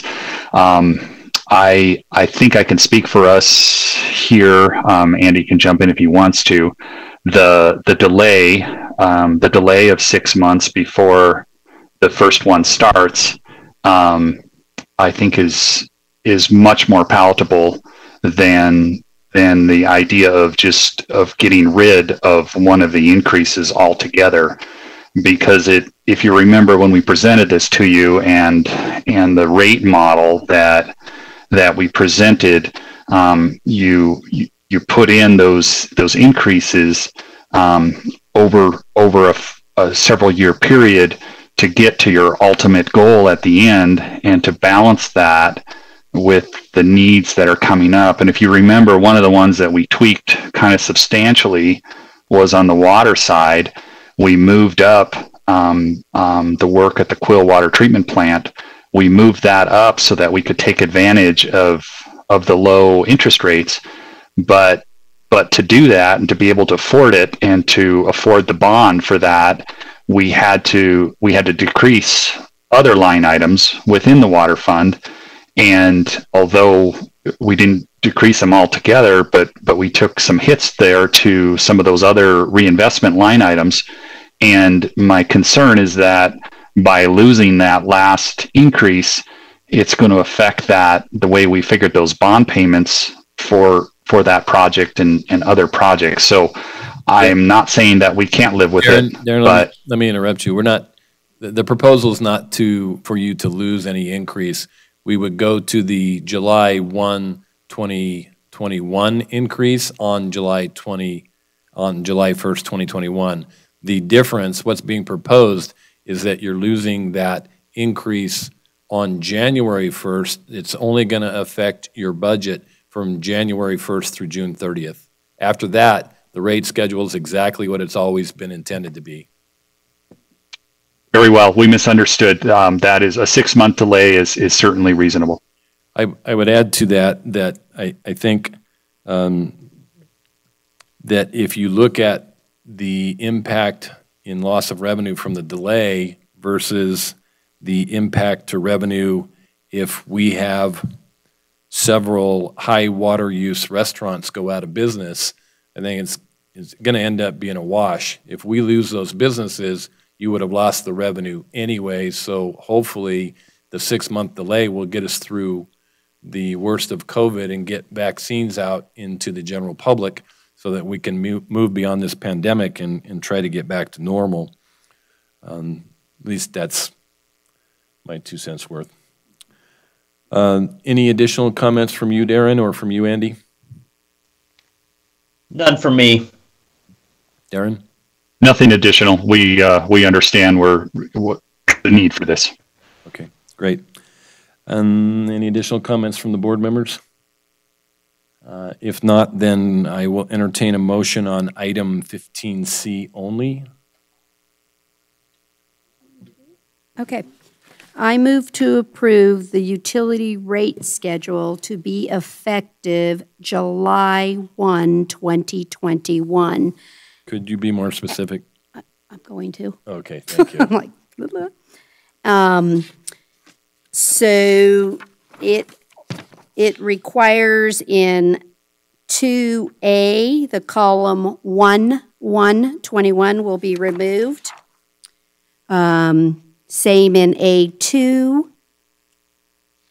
Let's see. Then it works all the way through the schedules.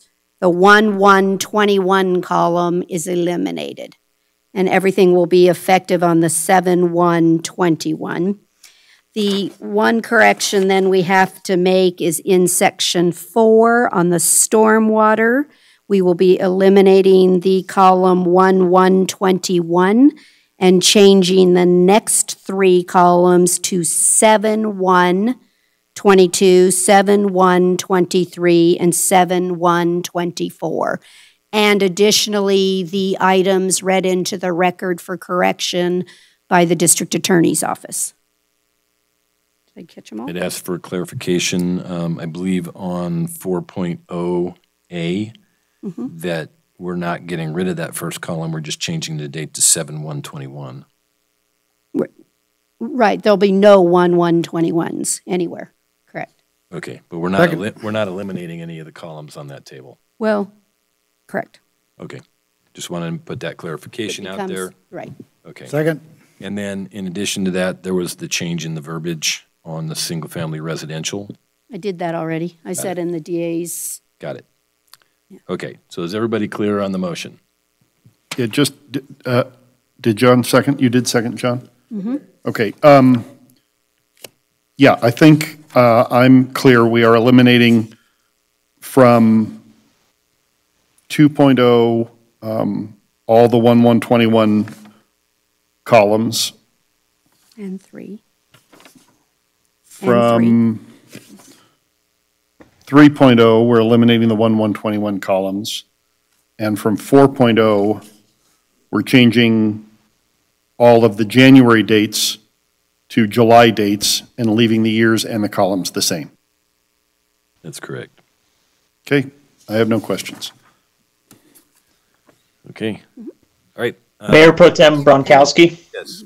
Go ahead, Andy. This is Andy Hummel for the record. Before you call for a vote on this, is it possible to ask a question of legal?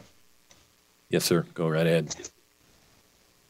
With eliminating the January 1st, 2021 rates on the water and wastewater, does that need to be the effective date of the ordinance changes be revised as well so that we stay under the current rates until that time? That's my question. This is Todd Reese, Deputy DA. My recommendation would be that we change the effective date of the ordinance as well to 7/1/21, so that the current ordinance would remain in place until that time, and that the ordinance changes would take effect in July 1. Does that require a new first reading of the ordinance? No. Okay. The answer was no. I'm being advised that no, it does not. That's on D we're talking about, correct? Yes, that's on D, which we are not voting on at this time. Correct. Okay. All right. Is everybody clear? Anybody have any final discussion points? I'd just like to say what I said 2 weeks ago on this. It's, I'm again beating my dead horse, but our constituents, I hope, will recognize that we live in paradise and that paradise has to be watered.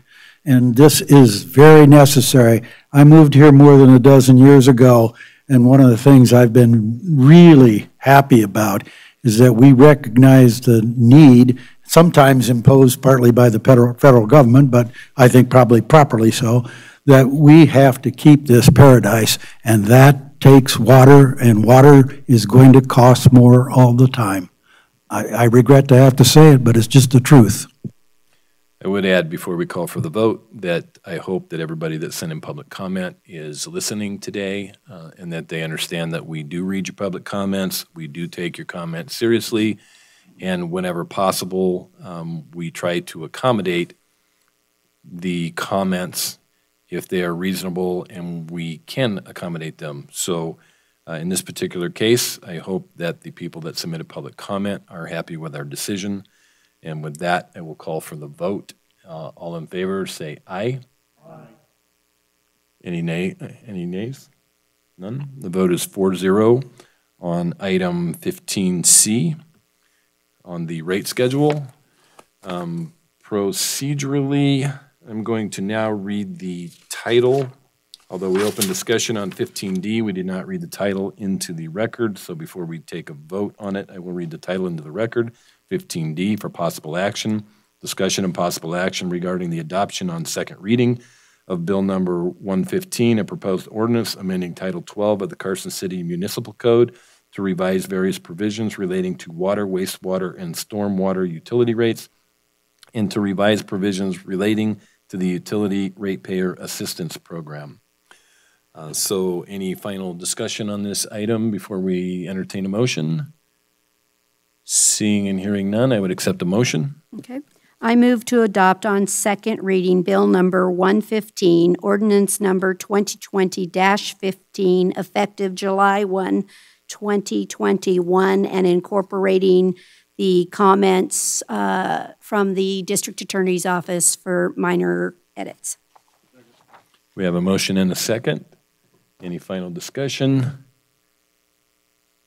Hearing and seeing. I just would like to say I thank the District Attorney's Office for being very clear on these, and they are just technical changes. Thank you. Thank you, John. Then all in favor, say aye. Any opposed, say nay. Vote is 4-0 to approve the ordinance with the edits on second reading. Thank you, everybody that was involved in that discussion. We are now on agenda item 15F, as in Frank, for possible action. Discussion and possible action regarding a proposed interim interlocal contract with the state of Nevada for the purchase of water by Carson City from the Marlette Lake Water System in fiscal year 2022 and 2023 for a total not to exceed amount of $2,700,000. Darren, you want to take this one, please? I'm going to be presenting this one, introducing this one, Mayor. All right. My name's Eddie Qualieri, for the record, Water Utility Manager. What we have before you today is a new two-year agreement for which all intents and purposes just an extension of the previous agreement with the state of Nevada for Marlette Water System to cover raw water purchases, O&M costs, bond payments for fiscal year 22 and 23. The agreement is the same as the last fiscal year 21 and 22 approved in July of 2019, other than the extended 2 more years. This new 2-year agreement allows additional time for the state to perform a master plan and rate study in order to pursue the longer-term agreement. And with that, I'll take any questions. My first question for you, Eddie, in fact, my only question on this is that you're asking for a not to exceed 2.7 million. The contractual amount is 2.3 million. You wanted the ability to buy additional water, so you budgeted 200,000 per year of the contract to purchase additional water, but the maximum amount that you've spent in past years is $86,400. So can you walk us through the additional, I mean, why is it that you're asking for an additional $113,500 per year for additional water when we don't have the historic record of purchases for that amount? Yeah, I believe that was put in just for what you said, just in case we needed to buy more water from the state. It is, but that allows you, say if we went to 2.5 million, then that gives you 200,000 a year, or no, excuse me, 200,000 for the 2 years, so 100,000 per year to purchase additional water. And I believe that the maximum amount, if I read this correctly, that you spent for additional water in past years is 86,000.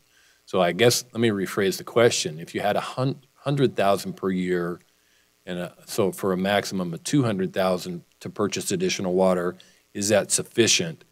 And then my second follow-up question would be, is there an additional need that we're unaware of for that additional 200,000 to go from 2.5 million to 2.7 million?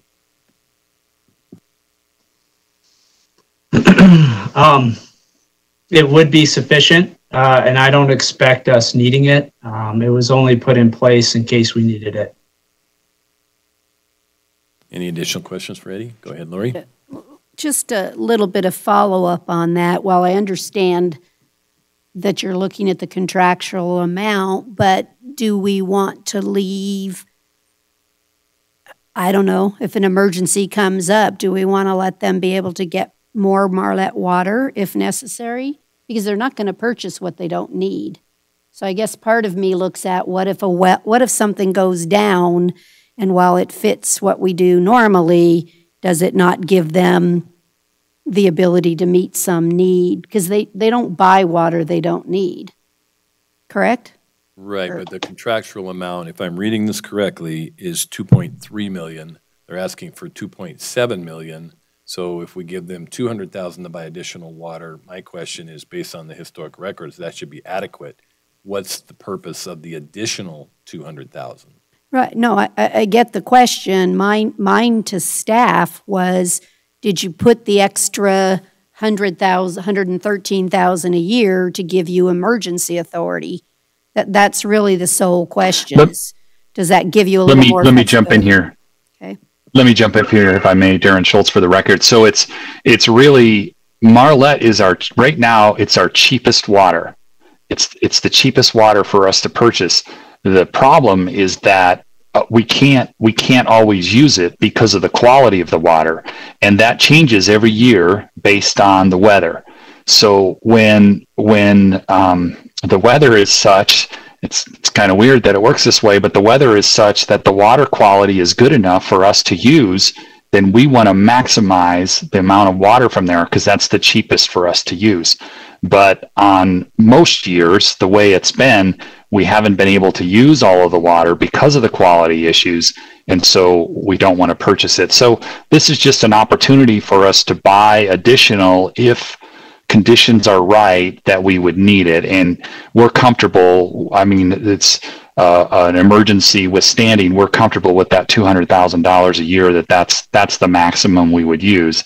This also plays into the discussion we had about improving our Quill water treatment plant. Once that happens, we can use all the water of any quality that comes down off the mountain. We'll be able to treat it. And so we're gonna be looking to use more, as well as we have to balance that with how much it costs to treat that water and to buy it. Stacy? So Darren, while you're there, maybe you know the answer to this. It came to me as I was looking at stuff. We're making bond payments on significant improvements that the state has done. And have we looked at rebonding that? I know we've done a lot of rebonding over the years that have saved some significant amount of money. Have we looked at that? My assumption is we have, but I guess I would just like to hear that we have. Yes, those bonds were sold by the state, and they have been refinanced 2 or 3 times. Okay, so we were able to take advantage of that and lower that payment amount. All right, thank you. Any additional questions on this item? Any final feedback on whether the contract amount or the not to exceed amount should be 2.5 million or 2.8 million? I mean, 2.5 million or 2.7 million? I want to give them the maximum flexibility to buy the least expensive water that we can. I mean, I think it kind of even goes to the questions that we had from the public earlier is, are we at all times trying to reduce our operational costs? So I think this fits into that message, and I guess I hope for our weather to be the correct kind so that we have as good a water as possible in Marlette. I agree with that. I just soon we buy as much Marlette water and use as much Marlette water as we're capable of using. Darren, when do you estimate that the Quill improvements would be completed and you would be able to thereafter treat more Marlette water? I'm going to defer to Eddie on that. He's more current on that schedule. Eddie? Yeah, so we were looking at going to soliciting RFP this spring. It was dependent on our rate study that we just discussed, but we might have to push that off just 6 months or so and go into a design. So maybe starting in the winter of 2021 and maybe lasting a year and go into construction in 2023. That's the plan. Thank you. Any further discussion? John? I would only add what I already know, I think, that all this is going to be done transparently. If you have to use the emergency money, you'll use the emergency money and we'll all know about it, correct? Mm-hmm. Thank you, John. Well, I can see that I'm outnumbered here, so I'm not going to make a big deal out of this, so I'll entertain a motion. I move to approve the agreement as presented. We have a motion and a second. Any discussion? Hearing and seeing none, all in favor say aye. Any opposed say nay. The vote is 4-0 to approve. Thank you. And we will move now to agenda item 16A for possible action, discussion and possible action regarding directives and recommendations concerning Carson City departmental and staff functions in Carson City as a consolidated municipality in relation to the exercise of emergency powers pursuant to NRS Chapters 244 and 414 and CCMC Chapter 6.02 for the purpose of ensuring the health, safety, and welfare in Carson City in response to the global coronavirus pandemic. We're going to start with you, Nancy. We're going to start with Nikki first. All right, Nikki. Good morning. For the record, Nikki Aker, Director of Carson City Health and Human Services. So first of all, I'd like to give you all some good news about the influenza-like illnesses that we're seeing, and those are actually down from the, this year is the lowest that it's been in the last 4. Do you attribute that to people wearing masks? Could be, and the social distancing, washing their hands, some of the messaging that we put out there.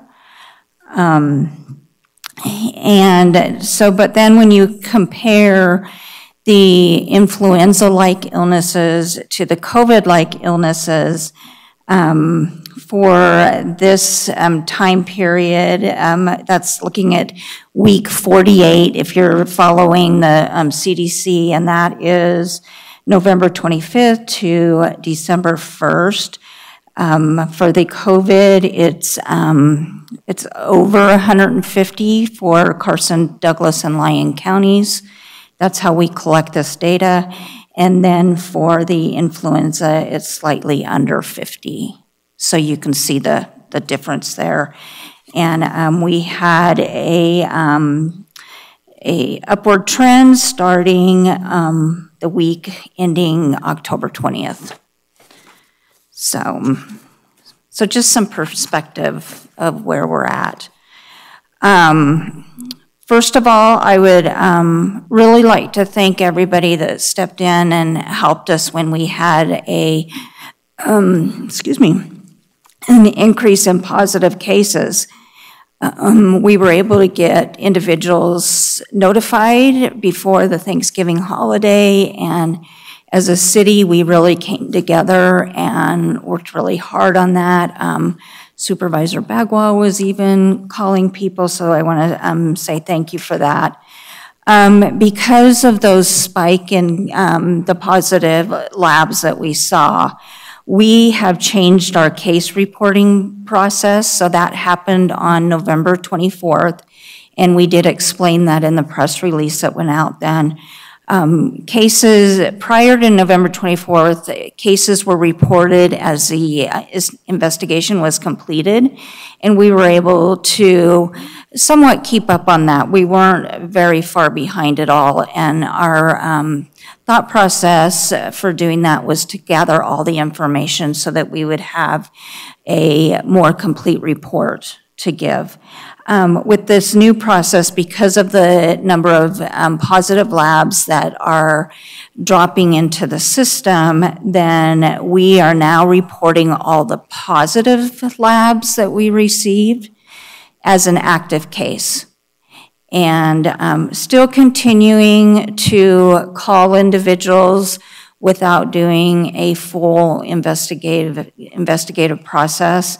Right now, we are able to keep up on it. Also, with the negatives for the individuals that we test, we also, at the health department, call those individuals and let them know that they're negative. So, so due to that new process, much of the data that I will present today, we don't have all the information, but I'll present what we do have. So this is for cases reported, and where the data is gonna be a little messy is from November 15th to the 28th and moving forward. So from November 15th to the 25th, there were 1,357 confirmed cases reported in Carson City. 57% of all the Quad County cases were Carson City cases. 31% of these cases were prison-related. And I know there's been many questions about have we pulled those numbers out. That has not been done, and that's at the governor's office, and it's his decision on whether we can do that or not. I believe that they're discussing it at today's meeting. The community-related exposure was the second largest exposure, and some of the examples, or some of what people are reporting, are trick-or-treating, family gatherings, going out with friends, and club sports teams. So that's what's happening out there, and I would imagine that our next one will be talking about family gatherings around Thanksgiving. Work is another location that cases have mentioned as a source of their exposure. So any questions on that? I'm gonna move to give you information about the vaccine. One question. I think I understood what you said, that 30-some% of the cases out of the 57% were from the prison. Is that right? Or 30% of the overall? So this number of 1,357 is 57% of all the Quad County. And then you said 30-some% of the Carson City are from the prison, right? 31% of Carson Cities are prison related. Thank you. Okay, any other? Okay, so there's a lot of information in the news right now about the vaccine. Where we're at right now is Nevada does have a playbook that they've turned into the CDC, that's as a state. And then the counties put in a plan of how they're going to do it within their county, and ours was the Quad County. We turned in a Quad County plan.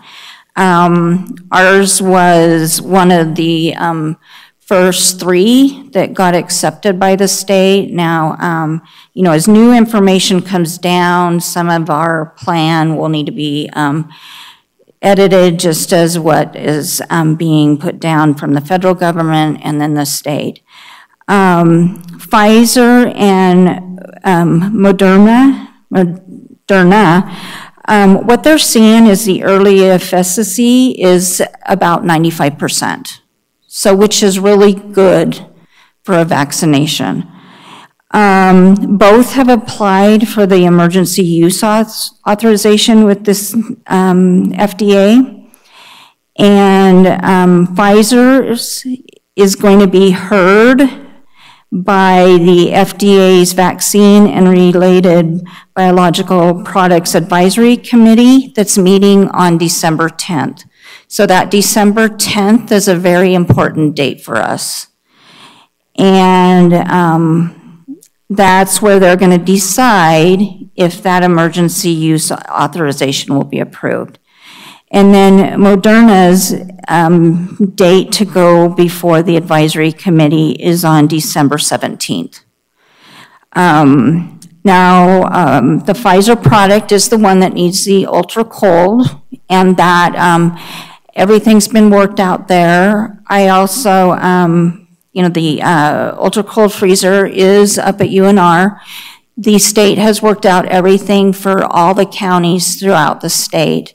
I do want to add here that I got a call from ClickBond, and they said that if, well, I told them that I did have a process in place right now, but if something were to change, that they have offered up one of their ultra cold freezers and would move it on site to our location. So thank you to ClickBond.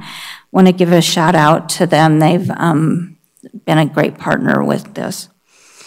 The official Nevada allocation amounts are still unknown, so we don't know how much is coming into Nevada. We are planning to begin vaccinating our Tier 1, so our healthcare providers are in Tier 1. The week of December 14th. So you can see how fast we're going to be moving on this, but we do have a plan in place and have locations. We are anticipating that we're going to be vaccinating we'll be vaccinating all over, and what we're doing is putting teams together from the different counties.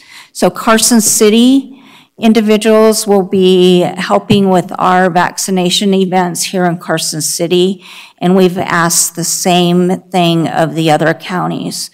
With us losing the guard on December 13th, that's going to make a huge impact to our operations. We do have the opportunity for some of these teams to shadow the guard. Like Carson City's got individuals that will be shadowing the guard at an event tomorrow. So just to figure out that traffic flow and the how paper, all the documentation gets taken care of. So hoping not to disrupt our operations too much. And then we're hoping that we get the guard back. So, yeah. We are, well, I'll let that one go.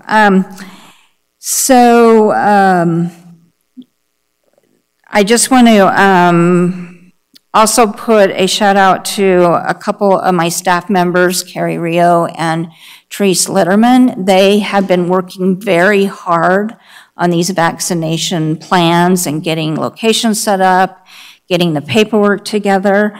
They did participate in a call the other night. It's called Doc Talk. And it's with the state of Nevada and the doctors from the communities, and presented our plan and answered any questions about vaccines and got some very positive feedback on that. So we are getting the information out there. As far as long-term care facilities, what has been set up is CVS and Walgreens will be serving these. And in the, this was just new news to me as of today. I thought that only the residents would be vaccinated by those two entities, but it's going to be their staff and residents. So that helps us out a great deal. So with that, do you have any questions? I just want to talk, if I could, for a second about the vaccine. There's been a lot of people, even in the medical community, who had concerns about the speed with which the vaccine was developed and even getting the vaccine. And there are some really good articles out there about how this process happened so quickly. I was going to say it wasn't a miracle, but I guess it kind of is a minor miracle. But in reality, the base of the vaccine is something called messenger RNA or mRNA. So if you want to do a little research, I'm not going to go into it now, but Google mRNA, and you realize that the basis for the vaccine comes from research that has been done and is tried and true and proven. So Correct. This vaccine was not just developed out of thin air. It was built on a very solid foundation that really all future vaccines are going to be built off of. And the efficacy of it is shocking, really, when you consider that the flu vaccine on any given year is around 40%, 50% on average. So I just, I'm not a trained healthcare professional. I'm in healthcare administration, but I just would encourage people to get the vaccine because it is what will get you protected, get your family protected, and get our economy back to where it needs to be. But it's almost a combination of science and technology, how they develop. Not almost, it is. And there's some interesting articles. So I want to throw that out there because the recovery from coronavirus is only going to work if we get the vaccine out to everybody and people take it. And if I could just add to that, usually when they're developing a vaccine, it's a linear process. And you'll hear, maybe you've heard in the news, called warp speed. So what they did is they were doing two processes at once to get this out as quickly as possible. And so far, all of the ones that have, particularly Pfizer and Moderna, are two-shot rounds that come fairly close together. Pfizer's 21 days, Moderna's 28 days. And the people who are getting it up front are saying, you have to sign a document saying you'll take the second dose because it really is not effective without both doses. So Correct. I would encourage people to get the vaccine. I know there's a lot of skepticism. Do some research on your own. Look up the process that they use to develop it. It's fascinating. Well, and I'll just add, even being in the medical field, I was skeptical.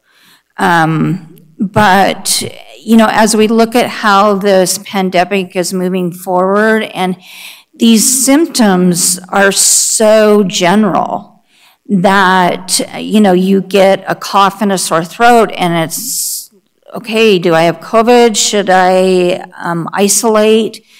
And just with that information, you know, it's hard to isolate for a long period of time. I've done it and it's terrible.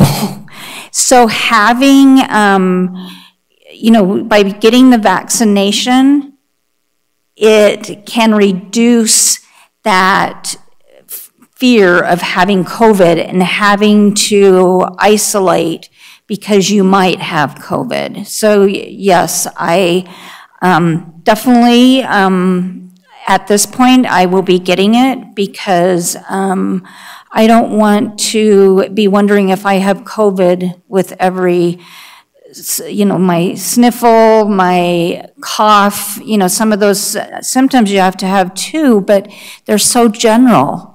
And also, I want to protect my family members. I want to protect my employees. I have, you know, 3 grandkids. I want to protect them. I've got another one on the way. So I want to protect the pregnant mom and the newborn. And I want to get together with my family. Yeah, and I think the comment is that I, along with a lot of other healthcare workers, were skeptical when this first came out. And they were saying, you know, I don't think I'm going to take the vaccine. And I think if you do the research and you realize how this process was developed, I'm in the category of having no qualms now about getting vaccinated at all. Exactly, and I've heard from a lot of healthcare providers the same thing. You know, they were skeptical at first, but now they're going to get it. So, Nikki, I just wanted to take a moment to thank all of the health department staff for their hard work and dedication. It's been a long haul, and you guys have been doing it since March. And I just don't want it to be lost on you or your staff that really by the time the vaccines get out and everything else, I can see that your staff really had to work very long hours under a lot of pressure, a lot of moving parts for a year by the time this gets done. So I just want to relay, I'm sure everyone feels the same up here, a big shout out and a big thank you to all of your staff. I think sometimes we forget that, but please pass that on to them. Thank you very much. And even when the vaccine comes out, we're still going to be at this. All right. Any other questions or comments for Nikki? No? All right. Thank you, Nikki. Thank you. Nancy? I think Sherry will have a brief financial update. I do. Thank you, Nancy. So C-Tax for September came in, the taxable sales at 15.5% over what we received last year for the same month. And again, we're kind of in shock. It's just sales tax is kind of continuing to rise. It is almost Christmas, but with the pandemic, it's a quandary, but we'll take it. So for the 3 months in, we are up 14.1% over last year at this time for sales tax. Again, I'm still expecting the economy to turn, so that gives us a nice cushion if it does turn. You know, we should be able to make it through a recession. I wanted to also report gas taxes because that's where we're kind of suffering. Gas taxes are down 10%. Again, the 256, the streets fund, that actually gets some C-tax. So I think by year end, that'll even out to what we budgeted. But the RTC, the 250 fund, that's the one that's suffering because it only operates on gas taxes. So, so just so you're aware, that's down 10%. It's about $45,000 a month. If I take that out annually, it's about $385,000. We're looking at being short for the year. At this time, there's only 3 months worth of data, so I don't want anybody to panic yet, but that's what it's looking at, like, as to date. If there's any questions or... Go ahead, Lori. So Sherry, I'm looking for a financial report on the spending by all the third parties that we awarded CARES Act funding to. Like our discussion earlier, is everyone utilizing their dollars? Yeah, most entities are definitely utilizing their dollars. I've been on the phone with the school district several times. I'm hoping this November report comes in quite high. They have told me they are going to spend all that money. But so far, I think we've only reimbursed $200,000, and we gave them a grant of $1.5 million. Will you be able to get, can you get with Andrew and find out for sure? Because do we need a reallocation of that at our last shot would be December 17th's meeting.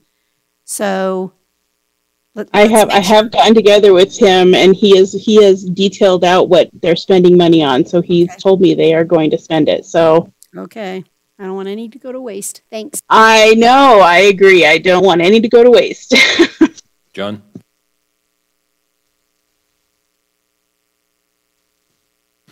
I was on a conference call through NACO with Senator Cortez Masto. Was that about 2 weeks ago? Nancy was on that as well, maybe a little less. And the federal government still needs an omnibus budget bill passed before the end of the year, or they need to do a continuing resolution. And they're hoping that they can get an omnibus budget bill passed, which would fund the federal government through next September, their end of their fiscal year. She said that there is bipartisan support for extending the CARES Act funding if that omnibus budget bill passes. It would be part of that budget bill. If not, she said this last Congress will try and get an extension, but she said that's her biggest hope, that if it does get an extension, it will be as part of that bill. So, you know, we don't know. I mean, we don't know. I think it's funded through, you remember the 14th, 13th or 14th? The last, the last continuing resolution they did funded it through the 12th, 13th, 14th, somewhere in there. Yeah, it's that week. So we should know, you know, so we'll keep our fingers crossed. And I'm keeping my fingers crossed too, but I'm also not banking on that. So I'm trying to get everybody to spend their money just in case that doesn't go through. Sherry, did you want to talk about the NV Energy utility payments or something? Oh, Nancy's going to do that? Okay. All right. Thank you, Sherry. And also from our federal lobbyists, we got an email. So there is bipartisan support for additional COVID emergency relief funding. And one of the line items, it would go directly to state, local, and tribal governments, $160 billion. So that's nationwide. The day before Thanksgiving, Dagny with NACO reached out to us. She had heard Nevada Energy had begun sending out shutoff notices to its customers, its northern Nevada customers, and that the shutoffs were potentially going to start on November 30th. And I guess when this happened earlier down in southern Nevada, Clark County worked with Nevada Energy to use some of their CARES funding to avoid the shutoffs.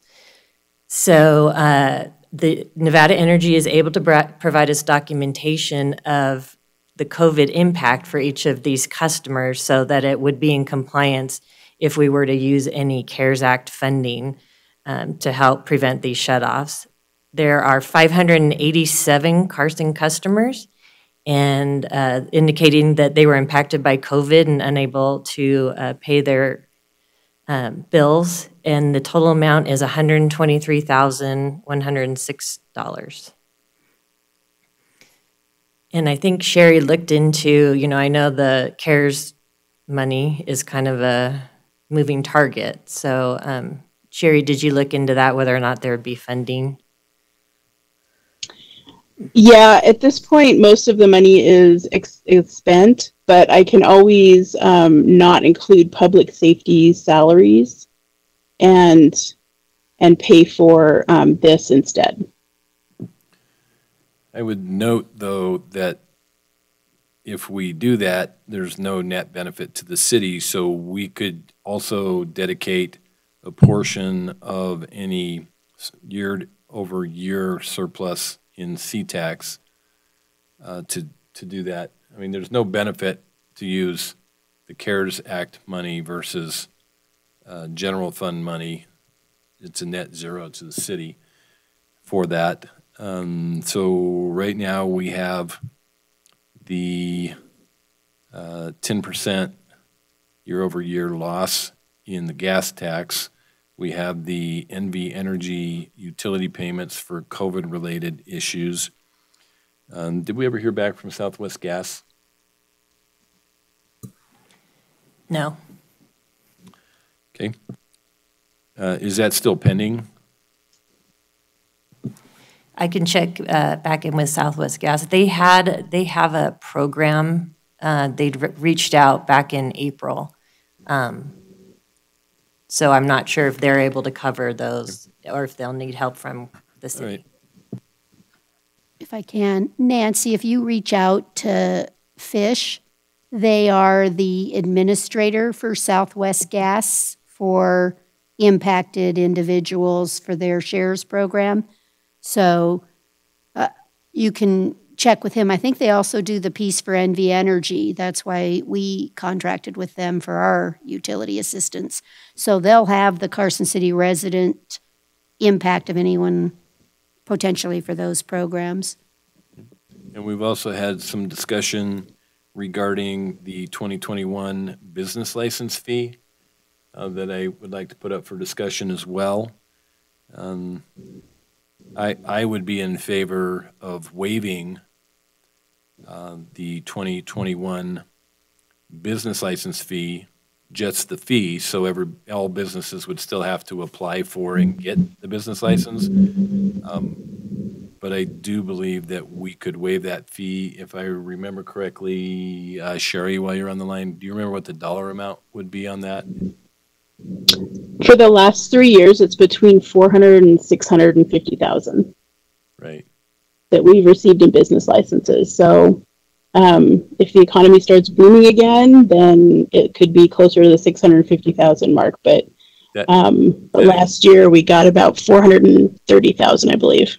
Is that just general business, or does that include cannabis license, business license fees? No, that's just regular business licenses. I have the two broken out.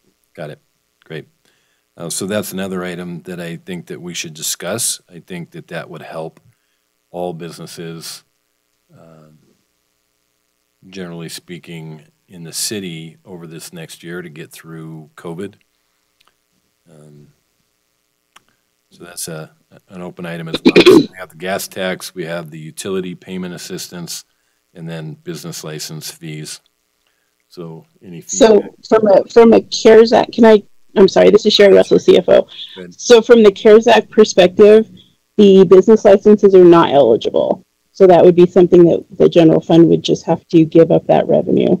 However, the Nevada Energy is eligible. So I would like to pay for that out of the CARES Act simply because the public safety is like a fallback. That's what, if I run out of money or we don't spend enough or the school district doesn't spend enough, I can make it up with those public safety dollars. And public safety is budgeted, correct? Yes. So public safety is already budgeted. So, I think that's a great plan because as you said, then if those other entities don't spend all of their funds, we always can fall back on that public safety salary. So I would support the. We have more than enough of the salary even if we didn't have these additional items. Yes. So I've already requested through October for the public safety salaries that are eligible through the CARES Act, but it's like November and December salaries that I can fiddle with. Right. At this point. The point I was trying to make is that we're not going to lose any of the CARES funding that's been allocated to us, because we have more than enough capacity on the public works salaries to cover anything that doesn't get spent by any of the other entities that we've allocated funds for. So we're not going to lose. It's about 600,000. Right. We're not going to lose any of that money. It's really just a matter of being able to move fast enough to reallocate those funds, if we get pushed up right against the end of the year. The other comment on the business license item, I think Sherry mentioned that it could be anywhere between 400 and 600,000, but I mean, is there a way we could do it that it is only on business license renewals and not on new business licenses? Maybe that's a way to do it. Then we're not just forgiving licenses for the entire year. It's existing businesses who are renewing as of January 2021. It might be a way for us to put a number to it as opposed to having a large number hanging out there. Oh, I'm struggling a little bit because I wasn't anticipating or thinking about the business license fees for January. The hard part in this is not all businesses are created equal. Not all businesses in Carson City have lost money. I mean, our restaurant businesses are the ones that have been truly hurt, but our banks aren't, and our banks pay a chunk in this. So I just don't like that I haven't really had a chance to think about the business license component, and it's not eligible for CARES, correct? Is that what I heard? Well, yeah, it's not. I just want to make sure I'm hearing correctly. There might be be the CARES Act does not allow us to do revenue replacement by any let me stretch. see. I think I heard that you said approximately another 160 billion might be given out as new CARES Act funding to the governmental entities that would then be eligible maybe starting in January and February for us to also charge public safety to that expense versus this one. So I guess I'm more comfortable with doing the business license waiver if I know I have additional CARES Act money coming in that frees up general fund, if I'm tracking. I don't have a problem with the 123,106 for NV Energy. That's a direct CARES Act and easily done, so I don't have a problem with that one. I don't think anyone knows if additional CARES Act money is coming, but the discussions that I've been a part of at NACO are that there is a strong push to have that happen. I think something will happen, and the push is that it could be used at the local government level, even as lost revenue. So that would be the additional component, which this was not allowed to be done for. But I don't know that we're going to know the details of that, probably for several months. And then, we have ourselves in a situation where if we don't do something about this in terms of the business license, let's say, then we're in a situation where maybe we're refunding business license fees. And that gets to be, because they're due in January. Right. So that gets to be a little more onerous on us if we don't make a decision, sooner rather than later. Correct. We would need to make a decision on that sooner rather than later. One of the things that's impacting my thought process on this is that the increase in the C-tax. I just did a quick back of the napkin calculation, and I think that we're about, Sherry, correct me if I'm wrong, but we're a little over $2 million over budget on the C-tax for the year. Yep. Yeah. Yep, we're doing great on C-tax. Right. Yeah. So, if we are going to lose $500,000 in revenue, if you just take the average, the 400,000 and the 600,000 for business licenses, I'm not sure that there's any one thing that we could do to help the business community more that we could actually implement. But Supervisor Jomey is correct. We need to take action soon because business license payments for 2021 are already coming in, and it would require us to refund any payments received for those licenses. So, this is something that we can't really put off. So I guess I would ask that we just go through and kind of give some feedback to staff on whether this is something we want to pursue. I would do we want to address gas tax? Do we want to address the utilities for NV Energy? And do we want to look at business licenses? So I'll start. I'd say yes, definitely to NV Energy and keeping the power on for those customers. And I think we should use that out of the CARES Act money. I think I'm comfortable waiting on RTC and or the 250 fund, gas tax fund, to see how that looks over the next 2 to 3 months. So I'm comfortable holding that in abeyance. I would support the business license 1 year free issue for existing businesses, so on renewals. As an alternative, and I'll just throw this out as an alternative, if we can't come to an agreement as a board on that, and that is my preference, then maybe a way to help the restaurants who are suffering the most is we exempt them from paying their health fee for the year. Let me go next. I will agree with what Stacy just said, and I will ask if we're returning at 1:30 because my wife's coming to pick me up. And I would like us to have an hour for lunch so that we can actually go someplace and get some food. So depending on what time we wrap up, I'm going to suggest that we come back. Should be in the next 10 minutes, though? Yeah. Yep. Okay. I'm going to take off, but because we're not going to take any more votes, right? No, I think we probably are, aren't we?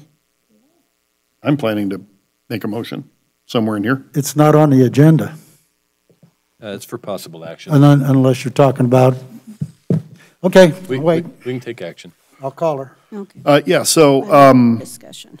I think so that may be maybe a compromise. I don't know how to a restaurant. Honestly, I don't know this. I don't know how business license fees compare to their health inspection fees, and if it's even close to being a meaningful impact that they wouldn't have to pay that. Dan, you have a comment? Yes, I do. I understand. I'm listening to the board discuss, the possibility of carrying some type of emotion as it relates to the collection of business license fees. I do want to remind the board, just in case, this has not been considered, to the extent that this board wants to take action today, for some sort of action to be implemented with regard to business license fees, it can't actually be implemented via board action today. And what I mean by that is because we have code provisions in place that dictate how all that works, the only thing that, this board would be able to do today is to direct staff in collaboration with the DA's office to prepare an ordinance to come back at the subsequent meeting. Now, we don't have to go through the typical 2 readings. This could be proposed as an emergency ordinance, and I think that's sufficient under the circumstances. So it would just require 1 reading, and then it could be adopted at the same meeting, so you can skip the second step. But just in case, that there was a point of confusion, I wanted to clarify that for the board. That was my understanding, that any motion made today would be a staff directive to bring something back at the next meeting. Correct me if I'm wrong, but we could move to spend the 123,106 today. That could be a motion. Yes, that's true. That does not require an ordinance. Right. Okay, thank you. So that's it for me. Thanks. Okay, Lori?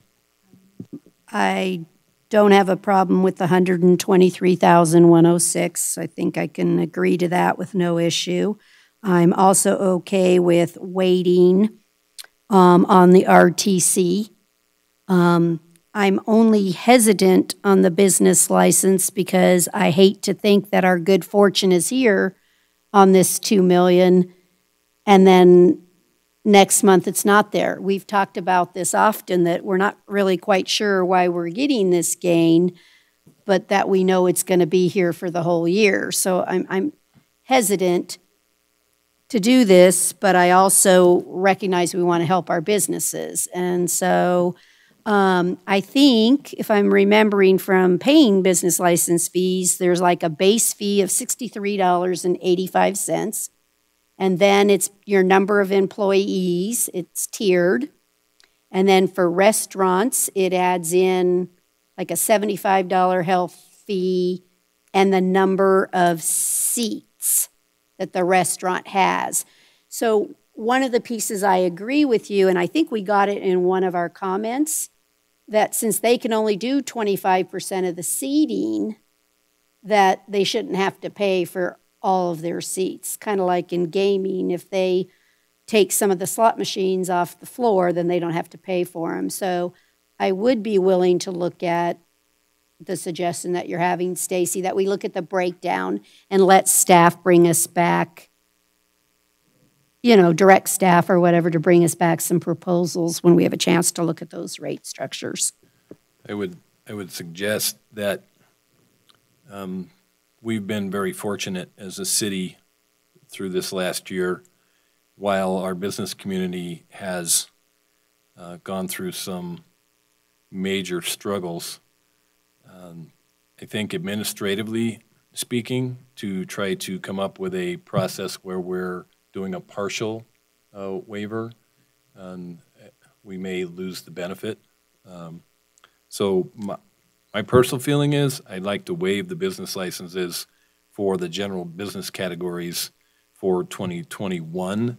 I would like, in the DA's office, I believe, is looking into any possible exemptions on the cannabis licensing at my request. They have not come back with an opinion on that yet. My proposal would be to exclude cannabis business licenses from a waiver. I think they're doing fine. And they are taxed differently, or they are paying a different type of business license fee than the general business category. So we do need, at the next meeting, to have that opinion from the DA's office as well. Well, and Acting Mayor, if I may, I don't want to spend too much time right now on the record getting into the weeds on that. As you noted just a second ago, we are looking into that issue. I do want to just sort of preliminarily, touch on that matter a little bit, which is that, it's a matter that would implicate, a question of equal protection. And that's, a subject that, my office has explored in the past and addressed with respect to, for example, the transient lodging tax and how that's collected. And I can say that generally speaking, the Nevada Supreme Court has held time and time again, you're not a protected class as a taxpayer. And also for purposes of that Nevada Constitution provision where it generally states that, there has to be a uniform assessment of all taxes. That only relates to ad valorem taxes, real property taxes, does not apply to business license taxes. However, even applying the very lowest level of scrutiny, which is rational basis, this board would have to come up with some sort of a justifiable reason for a legitimate governmental purpose to explain why this board would choose to exempt from that carve-out for business license collections, the cannabis facilities, the cannabis, business industry. And I think that perhaps this board, and it sounds like you already have reasons for that, aside from just the fact that, maybe they're doing well, whereas the other businesses are not, the fact that their tax structure, their business license structure is already different. The other general businesses are collected via flat fee. They're collected based on a percentage of their revenue. 3%, I believe, is what's codified in CCMC.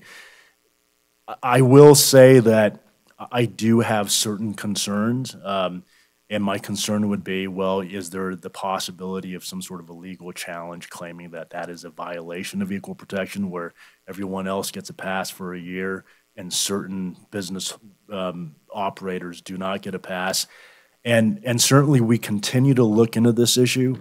I just did not want this board to have, the concrete expectation that at the next meeting we would have a definitive answer. I mean, I think this is one of those questions where it's so touchy because it deals with a constitutional issue. We could look at it for the next 6 to 8 weeks and come back and still say, well, we're not certain. At most, we would be able to say to this board, it's more likely than not if a challenge were to be mounted, we would prevail. I don't think that this is something that we could give the board a definitive answer on. I think basically what I'm saying is if the board were to proceed with this type of an approach and adopting an ordinance to exempt some business holders and business owners and not others, it's a little bit of a roll of the dice. But of course, we're going to continue to look into it. I just wanted to make sure that, this board wasn't going to be expecting a definitive answer, at the next meeting. Thank you. Very lawyerly. Okay, John, comment? Yeah, I just ask, why, is there any reason we can't move this forward to December 17th, our next meeting, when we have the same thing on the budget? That's exactly what we proposed. That's what we proposed. We would need to bring back an ordinance on the 17th. Thank you. Good. With the exception of approving the utility rate assistance. We can do that today. Okay. Any further discussion on this? If not, then I would ask somebody to take a stab at our proposed motion. I move to allocate $123,106 from CARES Act funding to the NV Energy Utility Rate Assistance Program, and further to direct staff in the District Attorney's Office to return at the next meeting with options for emergency ordinance, plural ordinances, that would eliminate the need for paying business license fees for renewing businesses for 2021.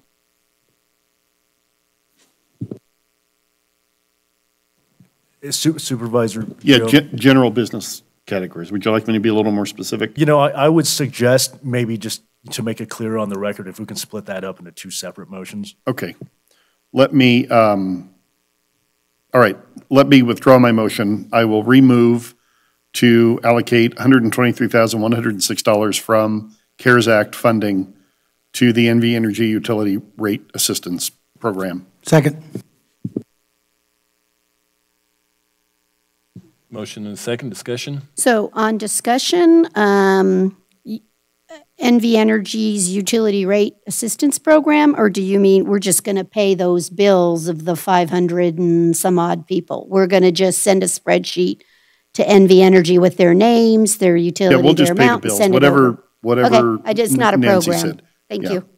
I'm fine with that. So is staff clear on the motion that it's an authorization of $123,106 to pay the utility bills for COVID-related customers who have gotten shut-off notices per the spreadsheet provided to us by NV Energy? That's perfect. That would be my motion if I were a smarter board member. Then that will stand as the motion. Do we have a second? And a second stands. Great. We have a motion and a second. Any further discussion? Hearing none. All in favor, say aye. The vote is 4-0 to approve that. Somebody want to take a stab at the business license directive? Dan, you want to take a stab in advising me on a motion? Since I clearly lack the intelligence to put together a coherent motion. That is not it at all. I would suggest that maybe we avoid in the motion directive for us to come back with various options, because I think what that would entail necessarily, if the intent is to actually adopt the ordinance at the next meeting. Okay, I got you. Cause us to have to. So I would move to direct staff to return with a emergency ordinance at the next Board of Supervisors meeting to exempt business license renewal fees in the general business category for calendar year 2021. Second. We have a motion and a second. Any discussion? Hearing none. All in favor, say aye. Vote is 4-0. to approve that directive. Are there any other items under this agenda item for discussion? Did you have anything, Stephanie? No? All right. Nancy, you had nothing? We're good. All right. Then that will bring to an end our morning session.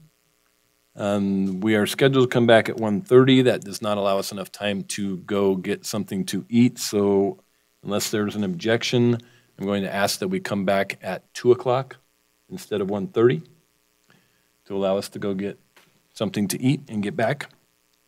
No objections to that? Then we will be back for our afternoon session at 2 o'clock. Thank you all very much.